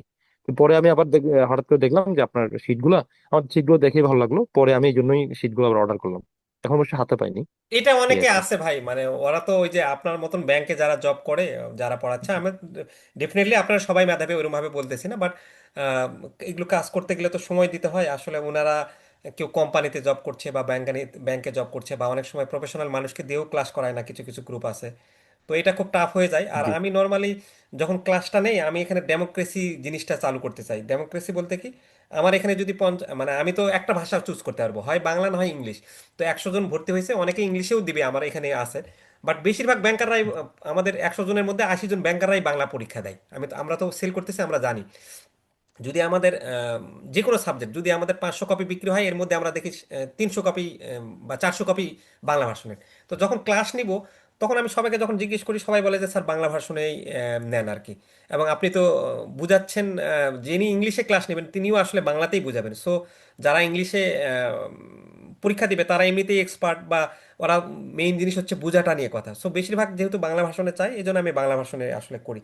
তাছাড়া প্রায় সবাই যে ওই আপনার যে মানে নিজের কথা স্যার চিন্তা আপনার করে যে ওরা ইংলিশ যে ভার্সনে পড়ে দেয়। শীটগুলো, জি। স্যার আপনার যেই ইয়েটা ওপেন করা আছে, আপনার স্ক্রিন যে শেয়ার করা আছে, ওই স্ক্রিনে কিন্তু আমি দেখতে পাচ্ছি বাংলা, কিন্তু আপনি যদি স্ক্রিনে ইংলিশটা শেয়ার করা থাকতো, আপনি যদি বাংলায় বলতেনও, কিন্তু আমার ক্লাসটা বোঝাটা একটু কঠিন হতো আমার জন্য, যদি এটা স্ক্রিনে যদি ইংলিশ থাকতো।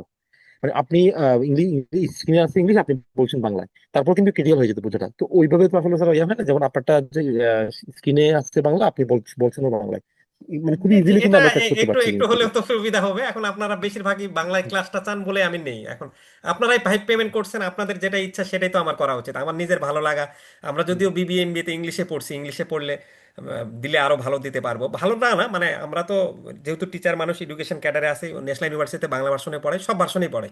সো ওইটা আমাদের সমস্যা হবে না। এখন ওনারা ওইটা ইংলিশে করে রাখছে, তো ওদের নিজেদের সুবিধার্থে ওটা করছে, কিন্তু ওটা তো করা উচিত না, যেহেতু এখানে বেশিরভাগ ব্যাংকাররা বাংলা ভার্সনে পরীক্ষা দিবে। তো ঠিক আছে, আমরা ক্লাসটা ক্লোজ করে দিচ্ছি। এটা থাকবে সবগুলো সাবজেক্টেরই ফার্স্ট চ্যাপ্টার এবং আমার একটা বিষয় জানার ছিল স্যার। জি জি হাসান ভাই। স্যার আমি মোহাম্মদ হাসান বলছিলাম। সর্বপ্রথম ধন্যবাদ আপনাদের মডারেটরের কথা অনুসারে আমি সিটগুলোর যথাসময়ে পেয়েছি। হ্যাঁ, আচ্ছা। আপনার সাথে আমার কথাও হয়েছিল। আমি ভবেরচর ব্রাঞ্চে আছি পূবালী ব্যাংকে, আপনি হয়তোবা রিমাইন্ড করতে পারছেন কিনা। জি জি। তো জানার ছিল যে আমি কোশ্চেন তো ফার্স্ট টাইম দিব পরীক্ষা, যে ধারাবাহিক অনুসারে লিখতে হবে, না আমি আগে চাইলে ঘ বিভাগ দিতে পারবো বা গ বিভাগ দিতে পারবো, এমন আছে কিনা? আপনি ধারাবাহিকভাবে দেওয়াই ভালো। তারপরও আপনি চাইলে পরীক্ষাতে আগে ডিফারেন্স এবং শর্ট কোয়েশ্চেন দিয়ে শুরু করতে পারেন। এগুলো অঙ্কের মতো মার্কস তো, যে আপনি এটা ভালোভাবে দিবেন তাই বলে অনেক বেশি লিখতে হবে এমন না, ছোট করেই লিখবেন, টু দা পয়েন্টে লিখবেন। ঠিকভাবে লেখার জন্য আপনি চাইলে ডি দিয়ে শুরু করতে পারেন। বাট আপনি যখন ডিফারেন্স লিখবেন, সবগুলো ডিফারেন্সই যেন একসাথে হয়, এমন না হয় যে 3টা ডিফারেন্স লিখলেন পরে জি জি, আবার আমি 2টা সেটা ডিফারেন্স জানি, লিখবেন, এটা কিন্তু না ওইটা হয় না। আগে লিখতে পারবো কিনা সেটাই পারবেন জানতে পারবেন, চাচ্ছিলাম। এটা খুবই কমন প্রশ্ন, পারবেন পারবেন, কোনো সমস্যা হবে না। ওকে, থ্যাংক ইউ। আর কেউ মেসেজ দিচ্ছেন? আমি আর কারো যদি থাকে, আচ্ছা বাংলা ভাষার নোট চাই, উনি আমাদের হোয়াটসঅ্যাপ নাম্বার মেসেজ দিবেন, তাহলে আমরা বাংলা ভাষার নোটটা দিয়ে দিব। আমাদের হোয়াটসঅ্যাপ নাম্বার হচ্ছে এই যে 01753 551 557 নাম্বারে, অথবা আমাদের ফেসবুক গ্রুপে দেওয়া থাকে।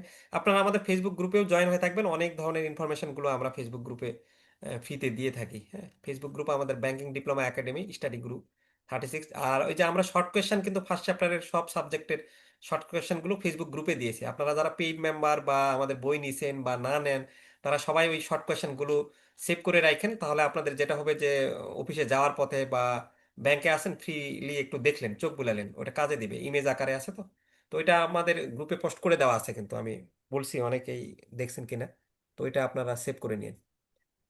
তো আজকের আসসালামু ক্লাস, আলাইকুম স্যার। ওয়ালাইকুম আসসালাম। জি। অ্যাপ্লিকেশন কবে থেকে শুরু হতে পারে স্যার? এটা আমি ফার্স্ট তো, নতুন অ্যাপ্লিকেশন তো ব্যাংকার। শুরু হয়েই গেছে মনে হয়, শেষ আর কয়দিন যেন আছে, অলরেডি তো অনেক আগে থেকেই শুরু হয়েছে। শামীম ভাই আর কতদিন ও পর্যন্ত? আচ্ছা।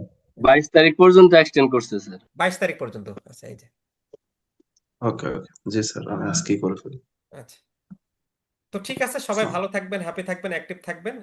আর আমরা যদি কোনো ভুল ত্রুটি করে থাকি, একটু ক্ষমা সুন্দর দৃষ্টিতে দেখবেন। আমার মডারেটর ওরা তো আসলে স্টুডেন্ট, ওরাও অনেক সময় আপনাদের মতন তারা এত প্রফেশনালিজম বোঝে না। যতটুকু পারছি ওদেরকে চালায় নেওয়ার চেষ্টা করতেছি। সো ওদেরও যদি কোনো ভুল ত্রুটি হয় ক্ষমা করবেন, বা কোনো কিছু যদি ওরা আপনাদের সাথে কোনো কিছু ভুল ত্রুটি করে থাকে আমাকে জানাবেন, তাহলে সেক্ষেত্রে আমি তখন স্টেপস নিব। তো ভালো থাকবেন সবাই, হ্যাপি থাকবেন, অ্যাক্টিভ থাকবেন। জি। সকলের জীবন মঙ্গল কামনা করে আজকের ক্লাস এখানেই শেষ করছি। খোদা হাফেজ, আসসালামু আলাইকুম। আর কারো কোনো প্রবলেম হইলে সেটা পেইড গ্রুপে যারা আছেন, যে কোনো ক্লাস এর পরের থেকে আমরা কিন্তু সবকিছু আপনারা পেইড গ্রুপে দেখবেন, আমরা ওখানে পেইড গ্রুপেই ক্লাসের লিঙ্কগুলো আগে থেকে দিব, হ্যাঁ, অন্য কোনো গ্রুপে দিব না। সো জি। কেউ যদি আবার ফেসবুক গ্রুপে না অ্যাড হয়ে থাকেন, পেইড গ্রুপের, হোয়াটসঅ্যাপ পেইড গ্রুপের মেম্বার, বাট ফেসবুক গ্রুপে আমরা ক্লাসগুলো তো দিব, সেক্ষেত্রে ফেসবুক গ্রুপের মেম্বার না হলে আপনি ক্লাসগুলো দেখতে পারবেন না। তো দয়া করে অবশ্যই ফেসবুক গ্রুপে জয়েন রিকোয়েস্ট পাঠায় ওই হোয়াটসঅ্যাপ পেইড গ্রুপেই বলবেন যে আমার এই নাম এখনো জয়েন রিকোয়েস্ট করে নেওয়া হয়নি, তাহলে আমরা অ্যাপ্রুভ করে নিব। আর আপনাদের এমনি আমাদের বই নিছেন না নেন, যে কোনো প্রবলেম হইলে আমাদের গ্রুপগুলোতে জানাবেন, আমরা চেষ্টা করব আপনার প্রবলেম সলভ করার। তো সবাই ভালো স্যার আমি থাকবেন। একটু কথা বলি। জি জি। জি। একটা আমাদের রমজানে কি আবার নতুন শিডিউল দেওয়া হবে স্যার? জি, রমজানে আমরা 10টার সময় টাইম, যে ক্লাসে নেই, আচ্ছা যে বেবির এই বেবির 10টায়, আর শুক্রবার শনিবার যদি নেই তখন ওই যে 3টা বা মানে তিনটা। সকালে এইরকম হবে টাইম। 10টার আচ্ছা, আগে হবে না, থ্যাংক ইউ। রাতে হলে 10টার আগে হবে না, আর দিনে হলে 3টা, আর সকালের এআইবিবির ক্লাসগুলো সকালে হবে। ঠিক ঠিক আছে। আছে, থ্যাংক ইউ। আর আমাদের নমস্কার। এক্সট্রা ক্লাস দেওয়া লাগতে পারে, এক্সট্রা ক্লাসের জন্য আমরা শুক্রবার শনিবার ছাড়াও এই যে আপনাদের বড় সিলেবাস তো কমপ্লিট করা যাবে না, আর আমার ইচ্ছা আছে যে যদি আমরা 20-25-এর মধ্যেও কমপ্লিট করে ফেলতে পারি, মানে আগামী মাসের, মানে একদমই ওই পরীক্ষার 2 দিন আগে কমপ্লিট করতেছি, ওইটা করার ইচ্ছা নাই। তাহলে আপনাদের যেন পড়ে আপনারা রিভিশনটা দিতে পারেন, এটা ইচ্ছা আছে। সো জি এই স্যার। জন্য একটু এক্সট্রা ক্লাস লাগতে পারে অন্যদিন, ওইটার জন্য একটু মানসিকভাবে প্রিপেয়ার থাকেন। ঠিক আছে। ঠিক আছে। রুটিন